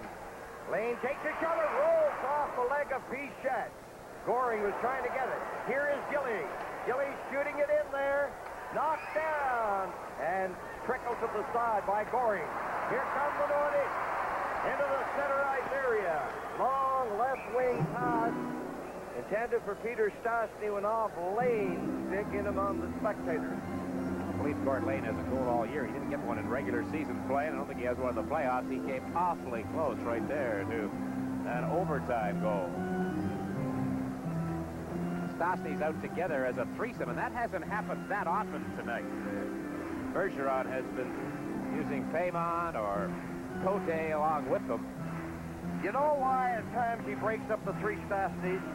For this reason. He thinks at times that Peter has an opportunity to shoot the score, but he's trying to set up a brother. Also, maybe he feels that he needs a little more. Well, there's no greater love than love for a brother, is there? That's a nice thing. Brother Dennis found that out last night when he roasted him. And vice versa. He had the last laugh, though. He had the mic last. No, I think they break him up sometimes with for defensive reasons, maybe more than anything. Alger Arbour, the Kingfish. Played with him in Chicago. Right. Stanley Cup team in 61. Yes. He was on that team, right? Played on a couple others with Detroit and St. Louis. So, well, he didn't. St. Louis never won it, but played in Toronto. Yes. So a big face-off again. Tie game, 4-4, 4:10 left in the first overtime. Back at the line. Marwa. And he ripped it off. Potvin fled it. Potvin couldn't get anywhere. Now Trottier. And he shoots it down the ice. Striding back there like a youngster was DuPont, and it is Isaac. Peter Stastny did a job on Trottier on that faceoff. He won that one clean as a whistle. There's Michel Bergeron. Back of the net, of the bench rather, as he makes a change now. Boy, but that faceoff, these faceoffs are so important, and for the moment here anyway, the Islanders, Danny, set back a little bit and have been icing the puck. You know, Potvin hasn't been that conspicuous, except in penalties. He's going to the bench. We haven't seen these patented Potvinian moves, even on the power play. Dennis is steady, but he hasn't done anything really outstanding. You're right. But remember him last year in the playoffs. Yes. Especially in that series against the Oilers. He was the catalyst on every power play. There's a pass to the line. Goes down the ice. Dick, do you notice how much ice time Hoganson was getting and how well he's playing? For a fella coming off an injury. Puck goes to center. Tonelli in on the right side for Nystrom. Clearing it in front. There's Hoganson. And he came up with a big play there.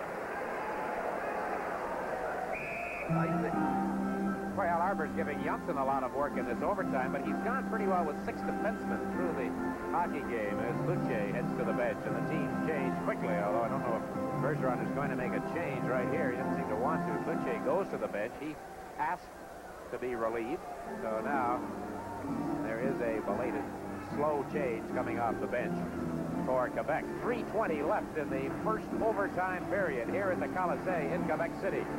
A 4-4 tie. 2-2 the end of the first period. 3-2 for New York, end of the second.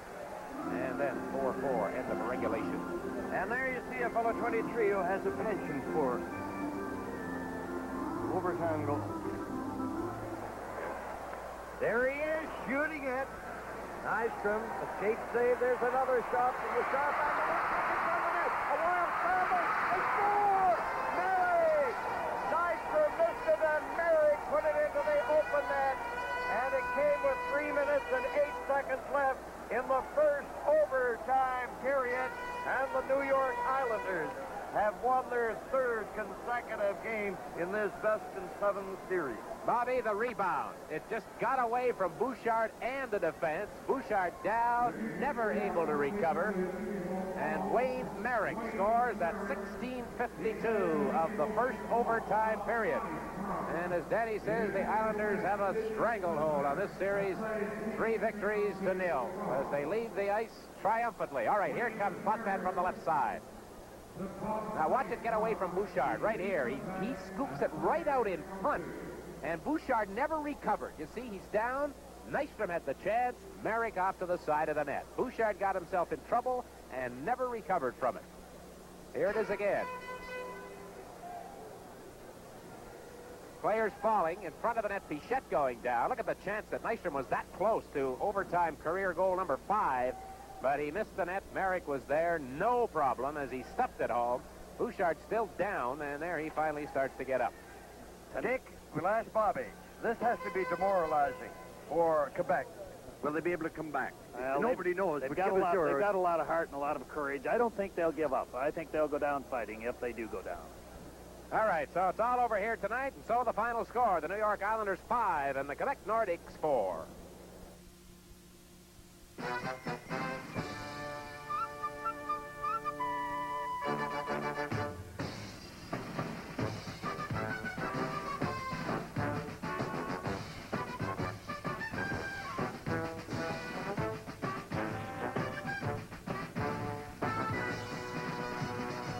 Molson Light has got heart. Molson Light has got heart. It's got taste. Molson Light has got heart. Heart, join the movement to light.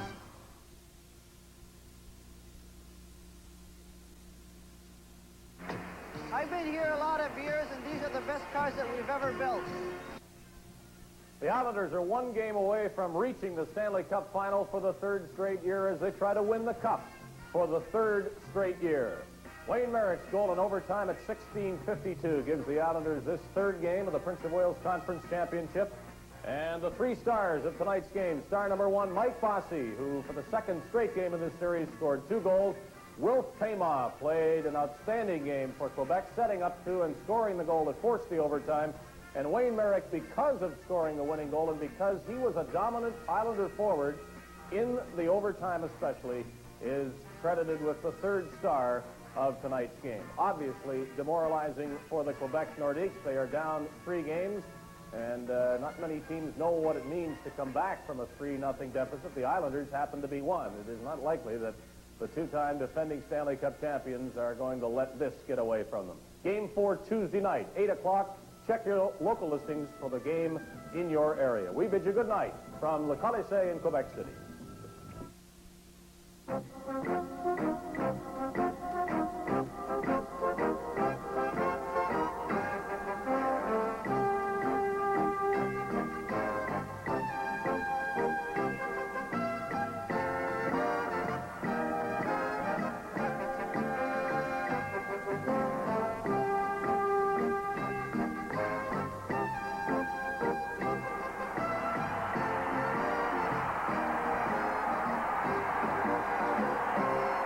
Live on CBC, Hockey Night in Canada, brought to you by Molson, brewers of Molson Export. It keeps on tasting great. Canadian General Electric. Canadian Tire, where you'll find a lot more than tires. And by Ford of Canada. At Ford, quality is job one, right down the line.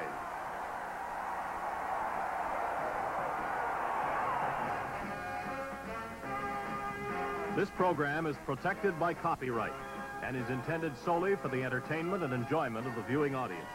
Reproduction by any means, in whole or in part, without the expressed written permission of Hockey Night in Canada, is prohibited. This is Bernie Perrin, former Conn Smythe Trophy winner, inviting you to rejoin the race for the Stanley Cup on Tuesday night, right here on CBC's Hockey Night in Canada.